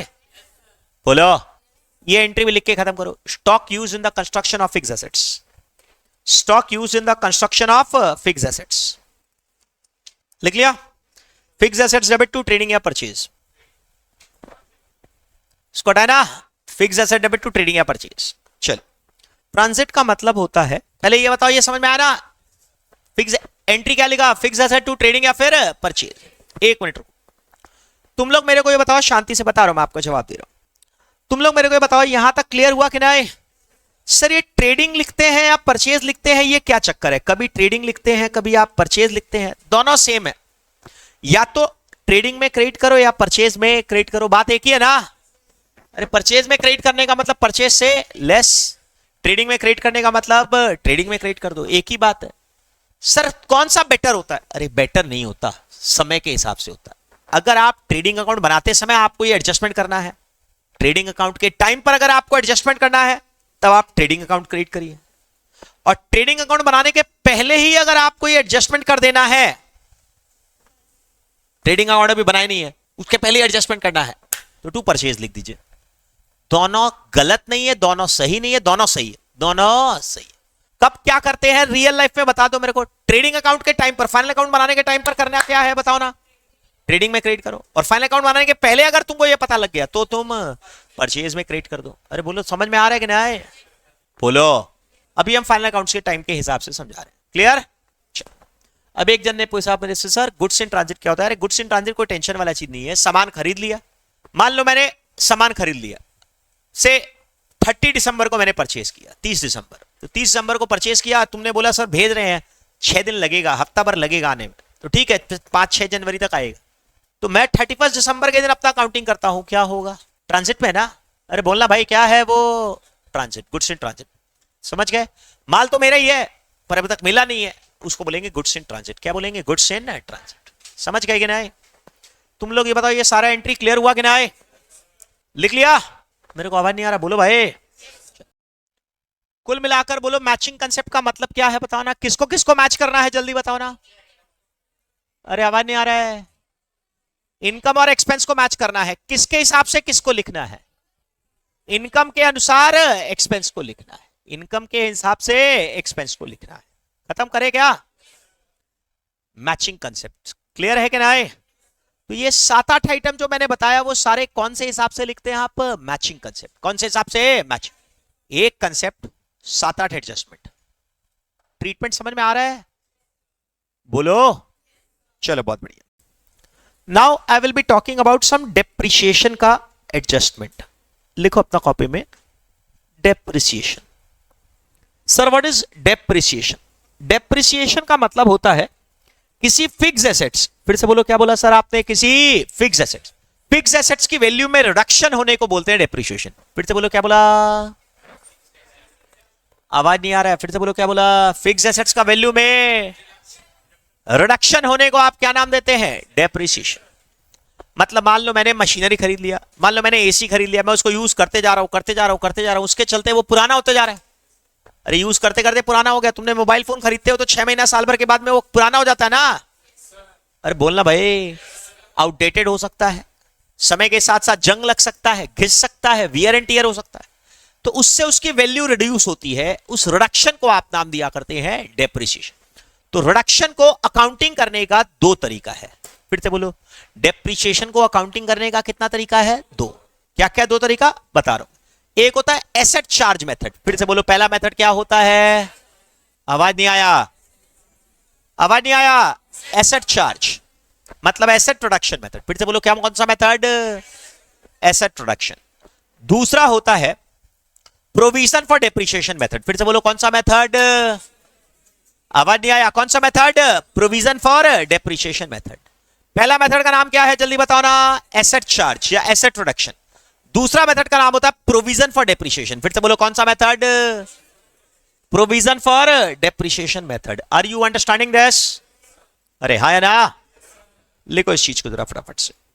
डेप्रिसिएशन का मतलब reduction in the value of fixed assets. Reduction in the value of fixed assets. लिखिए क्या लिखा, एक बार फिर से बोलो क्या लिखा? Reduction in the value of fixed assets. दो तरीका होता है अकाउंटिंग का, लिखो टू मेथड्स ऑफ अकाउंटिंग। पहला होता है asset charge method, provision for depreciation method. फिर से बोलो पहला मेथड का नाम क्या है, जल्दी बोलो ना। एसेट चार्ज का मतलब होता है एसेट रिडक्शन। एसेट चार्ज का मतलब एसेट रिडक्शन। फिर से बोलो एसेट चार्ज का मतलब क्या? अरे मेरे को आवाज नहीं आ रहा, बोलो ना। एसेट चार्ज का मतलब क्या होता है? Asset reduction. क्लियर ना? एंट्री क्या पास होती है सर इसकी? इसको हटा रहा हूं मैं, बोलो सर। एसेट रिडक्शन मेथड का मतलब होता है, बड़ा ही सिंपल सा बात है, एसेट की वैल्यू रिड्यूस हो गई। मान लो मैं आपको बोलता हूं फिक्स एसेट्स आपने परचेज किया 1 लाख और हर साल डेप्रिसिएशन चार्ज कर रहे हो 10% स्ट्रेट लाइन मेथड से। कौन से मेथड से? स्ट्रेट लाइन मेथड का मतलब होता है हर साल सेम डेप्रिसिएशन, हर साल सेम। तो तुम लोग बताओ मेरे को क्या होगा, एंट्री क्या पास होगा? जब आप फिक्स एसेट्स परचेज करेंगे तो क्या एंट्री पास होगा? Fix asset debit to cash bank. Entry क्या पास होगा, जल्दी बताओ ना। अरे एंट्री क्या पास होगा? Fix assets debit to bank. Cash नहीं होता, कैश को जमाना खत्म हो गया। एंट्री क्या होता बोलो ना? Fix asset debit to bank. Cash का जमाना खत्म हो गया, कैश आजकल कोई यूज नहीं करता। बोलो क्या एंट्री पास होता है, जल्दी बोलो ना। अरे आवाज नहीं आ रहा है, क्या एंट्री पास होता है? Fix asset debit to bank. Fix assets को क्यों डेबिट किए? कई बच्चे लोग ऐसे सोचते हैं, debit what comes in, credit what goes out. सही है, गलत नहीं है। Debit what comes in, fix assets आया और कैश या बैंक से पैसा गया, कैश या बैंक से पैसा गया। कैश में तो ठीक है, पर बैंक में ये कंसेप्ट नहीं होगा। बोलो क्यों? Bank is a personal account. Bank is a personal account का नियम क्या होता है? Debit the receiver and credit the giver. तो ऐसा सोच सकते हो bank is the giver, bank is the giver. आपको समझ रहे गोल्डन रूल्स में प्रॉब्लम क्या है? आसान है परंतु कंफ्यूजिंग, मतलब इनकंप्लीट है यार, अधूरे हैं। अब देखो नेक्स्ट वाला एंट्री तो यूज हो ही नहीं सकता। नेक्स्ट जब आप इस पर डेप्रिसिएशन चार्ज करोगे, क्या चार्ज करोगे? डेप्रिसिएशन। तो एंट्री क्या पास होता है? बोलो फॉर चार्जिंग डेप्रिसिएशन एंट्री क्या पास होता है? Depreciation debit to fix assets. Entry क्या पास होता है, जल्दी बताओ ना, क्या एंट्री पास होता है? अरे आवाज क्यों नहीं आया मैंने, क्या एंट्री पास होता है? अरे एंट्री बोलो ना फटाफट। Depreciation debit to fix assets. नहीं समझे सर? क्यों एंट्री ऐसा पास हुआ? डेप्रिसिएशन को डेबिट किया आपने 10,000, एक्सपेंस है ये। अरे एसेट की वैल्यू कम हो गई तो वो तुम्हारे लिए क्या है? खर्चा है। एसेट की वैल्यू कम हो गई तुम्हारे लिए क्या है? खर्चा। और फिक्स एसेट्स को क्रेडिट किया क्योंकि फिक्स एसेट्स का बैलेंस कम हो रहा है। फिक्स एसेट्स का बैलेंस, गोल्डन रूल से ये एंट्री पास ही नहीं होगी। तुम तो डेप्रिसिएशन चैप्टर पढ़ लिए थे ना तुम लोग, ये एंट्री पास करके दिखा दो गोल्डन रूल से। Anyone? Fix asset depreciation charge करने का जर्नल एंट्री क्या, जल्दी बताओ क्या एंट्री पास होता है? अरे आवाज नहीं आ रहा है, क्या एंट्री पास होता है? Depreciation debit to fix assets. Entry बोलो फटाफट। अरे depreciation debit to fix assets. फिर से एंट्री बोलो क्या? Depreciation debit to fix assets. मतलब फिक्स एसेट्स को लेस करना है ना? अरे बोलो ना, गोल्डन रूल से एंट्री पास ही नहीं होगा। तुम क्लास 11-12 में पूरा चैप्टर पढ़ लिए थे पर तुमको ये पता ही नहीं था कि गोल्डन रूल सही हो गई नहीं। कहां से होगा? फिक्स एसेट गया है क्या तेरे पास से? फिक्स एसेट तो रिड्यूस हुआ है, तो फिक्स एसेट्स को लेस करना। अरे वो तो गोल्डन रूल है कि मॉडर्न रूल है? Modern rule. अरे गोल्डन रूल है कि मॉडर्न रूल है? Modern rule. नहीं आया समझ में? अरे हाँ या ना? चलिए अब आप लोग मेरे को बताइएगा फटाफट से, नेक्स्ट एंट्री क्या पास होता है? यहां पर फिक्स एसेट्स का बैलेंस घटता है, हर साल फिक्स एसेट का बैलेंस घटता है। सेकंड ईयर में अगर डेप्रिसिएशन चार्ज करूंगा तो क्या एंट्री पास होगा? अरे फिर से बोलो, एंट्री क्या पास होगा? Depreciation debit to fix assets. Third year में एंट्री क्या पास होगा, जल्दी बताओ ना। अरे आवाज को नहीं आया मैंने, फटाफट बोलो ना। Depreciation debit to fix assets. तुम लोग मेरे को ये बताओ 3 साल के बाद मेरा फिक्स एसेट्स का बैलेंस कितना बच जाएगा? अरे आवाज नहीं आ रहा है, फिक्स एसेट्स का बैलेंस कितना बचेगा? 70,000 ना? लिख लो। हर साल फिक्स एसेट्स का बैलेंस घटता जाएगा, इसीलिए इसको बोलते हैं एसेट चार्ज या एसेट रिडक्शन। फिर से बोलो कौन सा मेथड? एसेट चार्ज या एसेट रिडक्शन। लिख लो। यहां पर फिक्स एसेट्स का बैलेंस हर साल घटते जाएगा। खत्म करेंगे हम? बोलते नहीं हो? लिख लो, फिक्स एसेट्स का बैलेंस हर साल घटते जाएगा। इसको रिमूव कर रहा हूं प्लीज। अरे can I remove this? I can not here you, बोलना पड़ेगा। चलिए, प्रोविजन फॉर डेप्रिसिएशन मेथड में क्या होता है, जब आप परचेज करते हैं तो आप एंट्री पास करते हैं फिक्स एसेट्स टू बैंक, ठीक है, बीइंग फिक्स एसेट्स परचेज। उसके बाद जब आप डेप्रिसिएशन चार्ज करते हैं तो यहां पर फिक्स एसेट्स को लेस नहीं करते, यहां पर हर साल डेप्रिसिएशन को एक अलग अकाउंट में रखते हैं जिसको बोलते हैं प्रोविजन फॉर डेप्रिसिएशन। फिर से बोलो, क्या आवाज नहीं आया, क्या बोलते हैं? प्रोविजन फॉर डेप्रिसिएशन या एक्यूमुलेटेड डेप्रिसिएशन। फिर से बोलो, क्या बोलते हैं? प्रोविजन फॉर डेप्रिसिएशन या इकट्ठा डेप्रिसिएशन। हिंदी में बोलो, प्रोविजन फॉर डेप्रिसिएशन या इकट्ठा। इकट्ठा का मतलब होता है एक्यूमुलेट, इकट्ठा का मतलब एक्यूमुलेट। लिखो, जब यहां डेप्रिसिएशन चार्ज करते हैं तो हर साल फिक्स एसेट्स को रिडक्शन नहीं करते,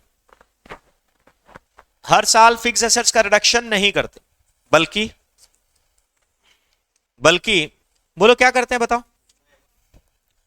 एक सेपरेट अकाउंट में डेप्रिसिएशन को इकट्ठा करते। सेपरेट अकाउंट का मतलब ब्रैकेट में लिख लो, प्रोविजन फॉर डेप्रिसिएशन अकाउंट या एक्यूमुलेटेड डेप्रिसिएशन अकाउंट। फिर से बोलो, कौन सा? प्रोविजन फॉर डेप्रिसिएशन अकाउंट या फिर एक्यूमुलेटेड डेप्रिसिएशन। जर्नल एंट्री क्या पास होता है? इधर देखो, हेलो, क्या जर्नल एंट्री पास होता है, बताओ ना? Depreciation debit to provision for depreciation, या इसी का नाम होता है एक्यूमुलेटेड डेप्रिसिएशन। ये मेरा खर्चा है, एक्सपेंस को लिखा, और यहां पर प्रोविजन को इकट्ठा किया। प्रोविजन का कौन सा बैलेंस होता है? अभी अभी पढ़ाया था मैंने, क्रेडिट बैलेंस। अभी अभी पढ़ाया था प्रोविजन का कौन सा बैलेंस। अरे मेरे को आवाज नहीं आ रहा है। Credit balance. तो उसको डेबिट करना है कि क्रेडिट करना है? क्रेडिट। बढ़ाने के लिए क्या करेंगे? क्रेडिट। नहीं समझे? सेकंड ईयर में भी वापस से depreciation debit to journal entry. बोलो जल्दी बताओ, जर्नल एंट्री बोलो, फटाफट बोलो, आवाज नहीं आ रहा है। Depreciation debit to provision for depreciation या एक्यूमुलेटेड डेप्रिसिएशन। इकट्ठा करते हैं, कितना डेप्रिसिएशन चार्ज किया वो सारा इकट्ठा करते हैं। Depreciation debit to provision for depreciation. इसको हटा रहा हूं मैं। अरे हटाए कि ना, मेरे को आवाज नहीं आ रहा, बोलना पड़ेगा। अरे चला गया। तो यहां पर मेरे को बताओ, 3 साल के बाद भी फिक्स एसेट्स का बैलेंस कितना रहेगा? सेम रहेगा कि कुछ कम हो जाएगा? सेम। अरे यहां पर 3 साल के बाद फिक्स एसेट्स का बैलेंस कितना बचेगा? सेम रहेगा कि अलग हो जाएगा? सेम। लिखना हो तो लिख लो तुम फटाफट से। फिक्स एसेट्स का बैलेंस हमेशा सेम।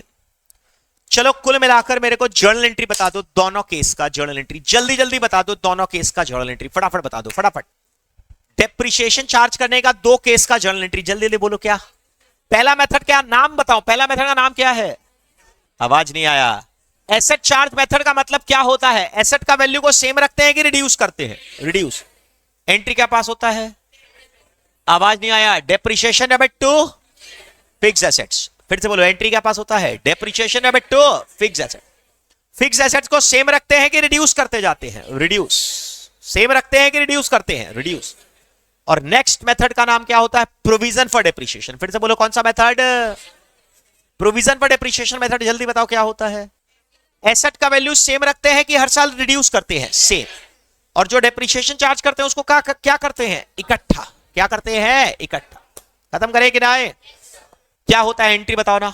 अरे आवाज नहीं आ रहा है। Depreciation debit to provision for depreciation या एक्यूमुलेटेड डेप्रिसिएशन। एंट्री बोलो, फिर से बोलो, depreciation debit to provision for depreciation या फिर accumulated depreciation. Am I clear in this? हाँ या ना? पक्का? डाउटफुल है? लिखने का काम हो गया? बोलो ना, लिख। Now we talk about a small discussion on accounting standard.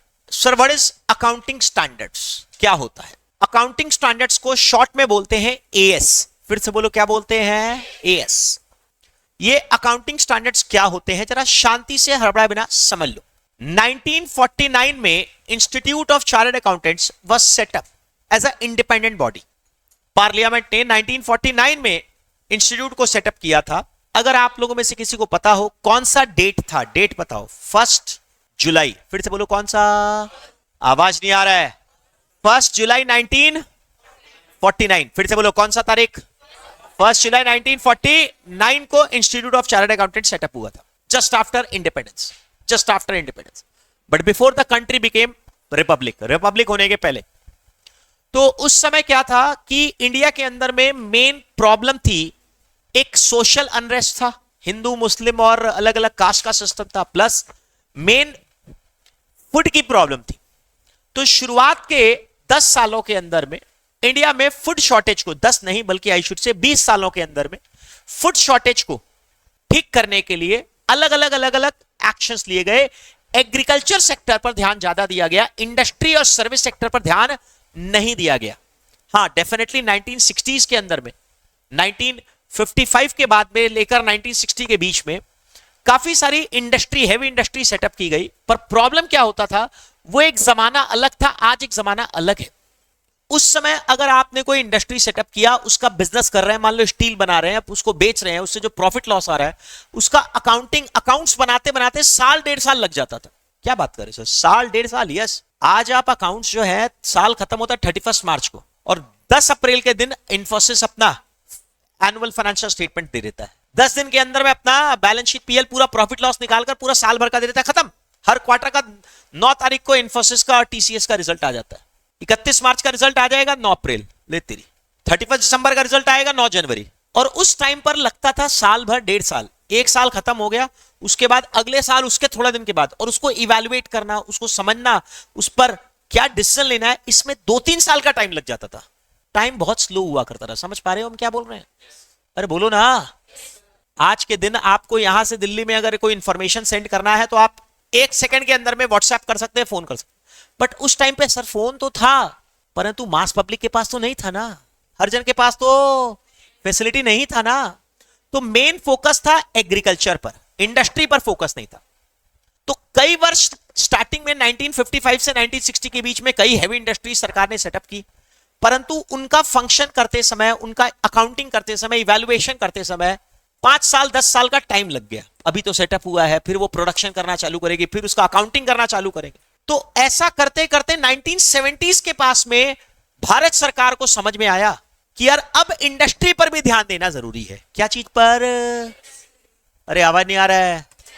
क्या चीज पर ध्यान देना जरूरी है? इंडस्ट्रीज पर भी ध्यान देना जरूरी है। तब भारत सरकार ने इंस्टीट्यूट ऑफ चार्टर्ड अकाउंटेंट्स को इंस्ट्रक्शन दिया कि भैया अब इंडस्ट्री के ऊपर ध्यान देना जरूरी है। तो इंडस्ट्री को अगर सही ढंग से अकाउंटिंग नहीं करने के लिए बताया गया तो सक्सेसफुल नहीं होगा। मतलब मान लो कोई कंपनी जो है स्ट्रेट लाइन मेथड से डेप्रिसिएशन चार्ज कर रही है, कोई कंपनी जो है वो डब्ल्यूडीवी मेथड से चार्ज कर रही है, और कोई कोई कंपनी ऐसा है जो डेप्रिसिएशन ही चार्ज नहीं कर रही। लेते अरे एक कंपनी ऐसी है जो स्ट्रेट लाइन से डेप्रिसिएशन चार्ज कर रही है, दूसरी कंपनी डब्ल्यूडीवी से, तीसरा कंपनी है जो डेप्रिसिएशन ही चार्ज नहीं कर रहा, चौथा कंपनी है जो अपना फिक्स एसेट को एप्रिशिएट कर दे रहा है। हद हो गया यार, तो गजब ही हो गया भाई। एक कंपनी है जो अपने स्टॉक्स को, क्या चीज को? स्टॉक्स, फीफो पर वैल्यूएशन कर रहा है, सुना होगा नाम, तो उन्हें पढ़ेंगे हम लोग। दूसरा कंपनी है लीफो पर वैल्यू कर रहा है, तीसरा ऐसा कंपनी है जो स्टॉक को वैल्यू ही नहीं कर रहा। ले तेरी, अब स्टॉक से क्लोजिंग स्टॉक ही नहीं लिख रहा, मैचिंग कंसेप्ट ही नहीं फॉलो कर रहा। तो अलग अलग इंडस्ट्री अलग अलग तरीके से अकाउंटिंग कर रही है, कोई सिस्टम नहीं था। अब प्रॉब्लम क्या होता है, कौन अच्छा कर रहा है कौन खराब कर रहा है समझ में नहीं आ रहा है। क्यों? मान लो एक आदमी को, दो लोगों को मैंने सामने खड़ा करवा दिया, एक आदमी सूट बूट में है और एक आदमी हाफ पैंट और गंजी में है। अब बोला कौन ज्यादा होशियार है, कौन ज्यादा स्मार्ट है, बताओ। ये कोई मतलब है? Does it make any damn sense? दोनों को सूट पहनाओगे तब परफॉर्मेंस का इवैल्यूएशन होगा। समझ में आ रहा है? एग्जामिनेशन जब आप देते हैं तो क्लासरूम में जो टॉप करता है वो सारे स्टूडेंट सेम एग्जामिनेशन देते हैं कि अलग अलग एग्जाम देते हैं? सेम पेपर देते हैं ना, बोलो।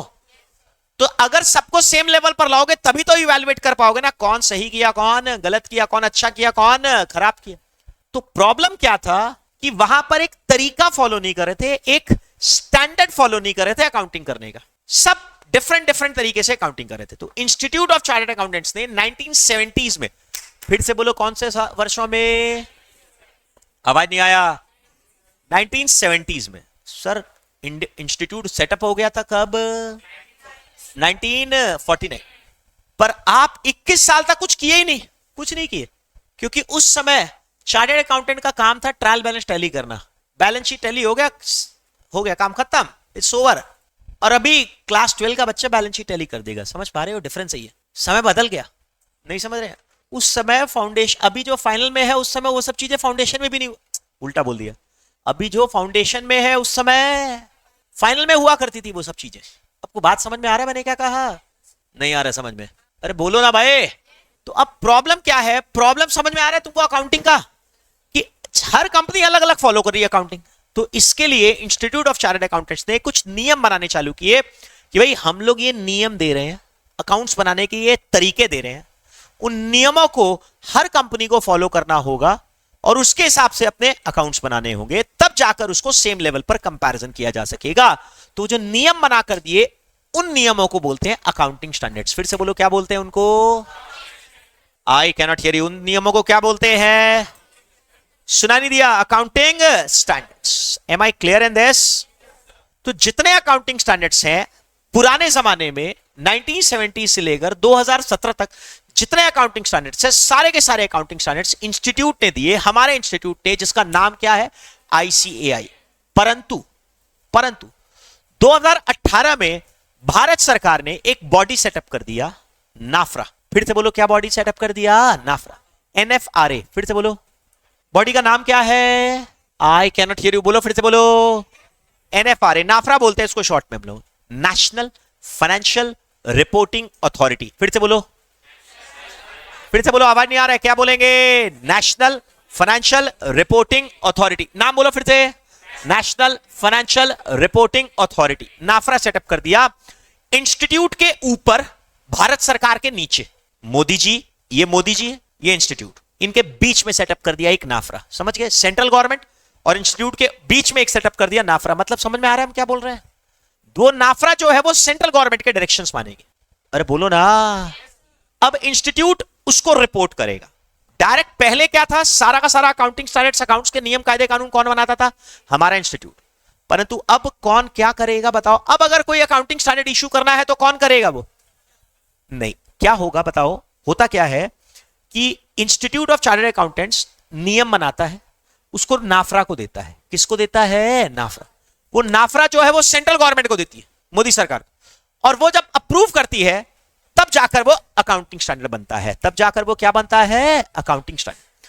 तो पहले 2017 के पहले हम लोग बोलते थे कि all the accounting standards are issued by NFRA, all the institute accounting standards are issued by ICAI. But आज के दिन कौन इशू करता है? Central government on the recommendation of NFRA. पहले आईसीआई किसको देगा? बोलो ना, नाफरा। और नाफरा किसको देगी? Central government. जब सेंट्रल गवर्नमेंट उसको अप्रूव करेगी तब जाकर वो अकाउंट्स बनेंगे, तब जाकर वो नियम बनेंगे। समझ में आएगा नहीं? अब ये जो नियम है इनको बोलते हैं accounting standards. Standards of accounting, नियम, अकाउंट्स बनाने के कुछ नियम कायदे कानून है। Am I very clear in this? अरे यस और नो? तो आज के दिन अगर तुमको बोलोगे कौन अकाउंटिंग स्टैंडर्ड इशू करता है? Central government. फिर से बोलो कौन? On the recommendation of ICAI and after consultation with NFRA. ICAI recommend करेगा नाफरा को, नाफरा कंसल्ट करेगी सेंट्रल गवर्नमेंट को, फिर सेंट्रल गवर्नमेंट अप्रूव करेगी। तो अकाउंटिंग स्टैंडर्ड कौन इश्यू करता है? मोदी सरकार, सेंट्रल गवर्नमेंट। कौन? आवाज नहीं आ रहा है, कौन? Central government. Am I clear in this? अरे यस और नो? चलो, अब एक होता है अकाउंटिंग स्टैंडर्ड। फिर से बोलो कौन सा? Accounting standard. ये आप लोग इंटरमीडिएट लेवल पर पढ़ेंगे। अकाउंटिंग स्टैंडर्ड जो है वो उन एंटिटीज के लिए यूज किया जाता है जो डोमेस्टिक बिजनेस करती है। फिर से बोलो कौन सा बिजनेस? इंडिया में जो लोग धंधा करते हैं, व्यापार करते हैं, उन एंटिटीज को अकाउंटिंग स्टैंडर्ड्स फॉलो करना पड़ता है। उनको क्या फॉलो करना पड़ता है? Accounting standard. समझ में आया? परंतु अगर कोई कंपनी इंटरनेशनल बिजनेस करती है, एक्सपोर्ट इंपोर्ट करती है, क्या करती है? एक्सपोर्ट इंपोर्ट करती है, चाहे गुड्स का एक्सपोर्ट हो चाहे सर्विस का एक्सपोर्ट हो। अब मान लो सॉफ्टवेयर कंपनी है, विदेश में सॉफ्टवेयर बेच रही है, विदेशों से पैसा उठा रही है, विदेश में पैसा इन्वेस्ट कर रही है, यूएस मार्केट में लिस्टिंग किया हुआ है, मान लो इन्फोसिस का, टीसीएस का, विप्रो का। तो अब ये कंपनीज को इंटरनेशनल नियम फॉलो करने पड़ेंगे अकाउंट्स बनाने के। उन इंटरनेशनल नियमों को बोलते हैं आईएफआरएस। फिर से बोलो क्या बोलते हैं? आवाज नहीं आ रहा है, आई कैनॉट हियर यू। क्या बोलते हैं उनको? आईएफआरएस। फिर से बोलो क्या बोलते हैं? आईएफआरएस का full form international financial reporting standards. फिर से बोलो क्या? आईएफआरएस का फुल फॉर्म बोलो, इंटरनेशनल फाइनेंशियल रिपोर्टिंग स्टैंडर्ड्स। समझ गए?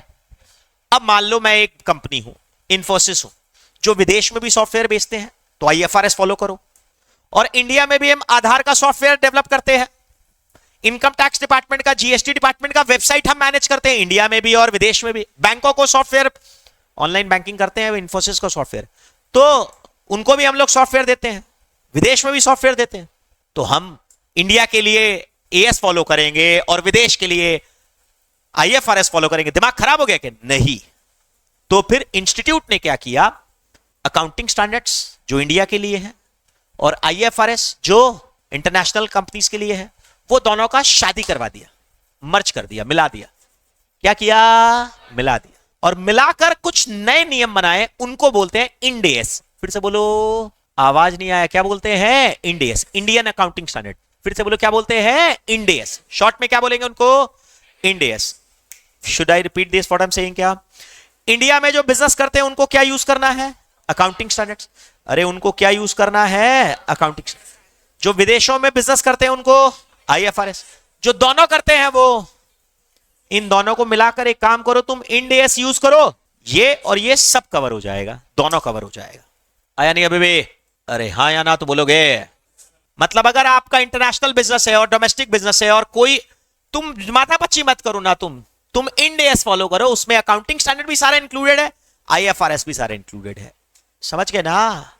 नहीं आया समझ में? अगर आईएफआरएस बोल रहा है 10 चीज बताओ, इंड अकाउंटिंग स्टैंडर्ड बोल रहा है 3 चीज बताओ, समझ गए? तो इंड एएस बोलेगा 13 चीज बताओ। Should I repeat this? Should I repeat this? अगर बोलता है अकाउंटिंग स्टैंडर्ड बोलता है 3 नियम फॉलो करो, आईएफआरएस बोलता है 5 नियम फॉलो करो, तो इंड एएस में 8 पॉइंट्स खत्म। आर यू अंडरस्टैंडिंग क्या? तो आईएफआरएस और इंड एएस ये सब जो चीजें हैं वो आप फाइनल लेवल पर पढ़ते हैं। अकाउंटिंग स्टैंडर्ड कौन से लेवल पर पढ़ते हैं? इंटरमीडिएट। और आईएफआरएस और इंड एएस कहां पर पढ़ते हैं? फाइनल लेवल पर। Am I very very clear in this? तो अगर तुमसे कोई 3 टर्म का मतलब पूछेगा तो समझ में आ गया। एएस कौन इशू करता है, ये सारा चीज पहले बात तो आईएफआरएस तो इंस्टीट्यूट तो इशू कर ही नहीं सकता, आईएफआरएस तो इंटरनेशनल बॉडीज इशू करती है। समझ गए? अरे बोलो। तो इंस्टीट्यूट कौन सा इशू करता था पहले बताओ ना? एएस और इंड एएस। अब कौन करेगा? Central government. कौन? Central government. किसके रिकमेंडेशन पर? आईसीआई किसको देगा? नाफरा को। नाफरा किसको देगी? Central government. Central government approve करेगा तब जाकर वो एएस या इंड एएस अप्रूव होगा। Am I clear in this? Sir क्या 2018 में जब नाफरा बना, सेंट्रल गवर्नमेंट ने सारे उस समय जो एग्जिस्टिंग अकाउंटिंग स्टैंडर्ड और इंड एएस थे वो सारे को अप्रूव कर दिया। ठीक है, तुम लोगों ने जो दिया वो सब कुछ ठीक है, थोड़ा जो चेंज करना था वो कर दिया, बस खत्म बात। अब परंतु अब नया बनेगा तो अब इंस्टीट्यूट नहीं देगा, अब कौन देगा? Central government. कौन देगा? Central government. ऑब्वियसली बनाएगा कौन? इंस्टीट्यूट देगा। किसको? नाफरा को। नाफरा बॉडी है, हाँ, और वो किसको देगा? Central government. कोई डाउट है क्या?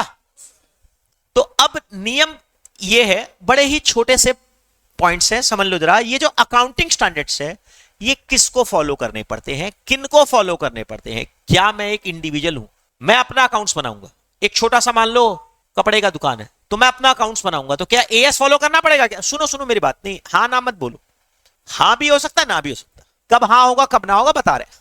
अरे बोलो, समझ गए क्या? तो इसके लिए नियम क्या है? बड़े प्यारे से नियम है।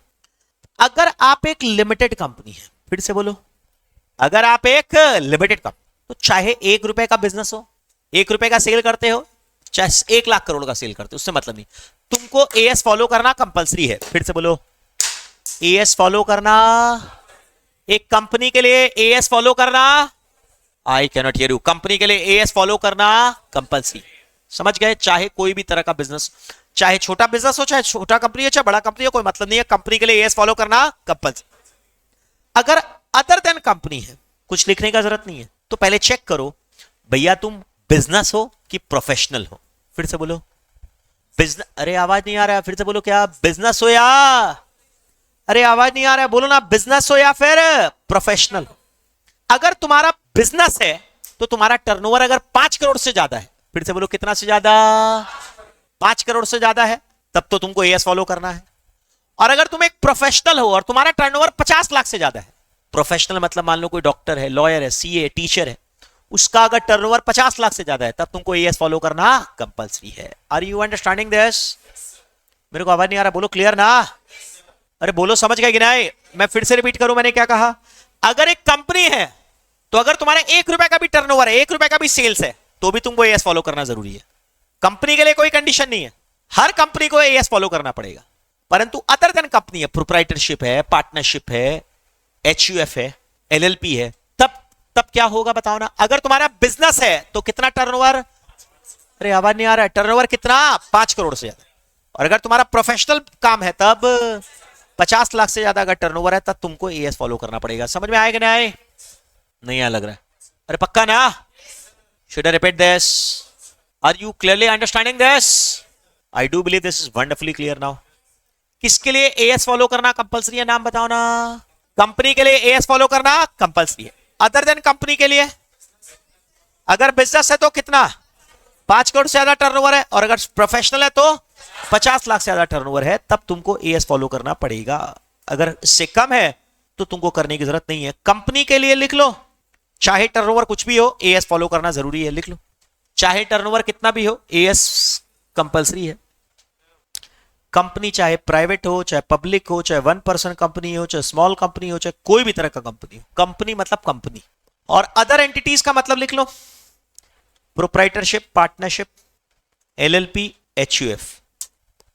क्या लिखा? Proprietorship, partnership, LLP, HUF. Sir HUF क्या होता है वो सब लॉ की क्लास में हम लोग बात करेंगे, अभी नहीं, शांति से। पहले आप लोग बताइए, आपको समझ में आ गया ना? बोलो। चल, मेरे ख्याल से ये चीज समझ में आ गया, पूरा क्लियर? चल, तो अभी हम लोग इतना ही पढ़ते हैं, बाकी हम लोग नेक्स्ट क्लास में पढ़ेंगे। क्लियर? चल, थैंक यू।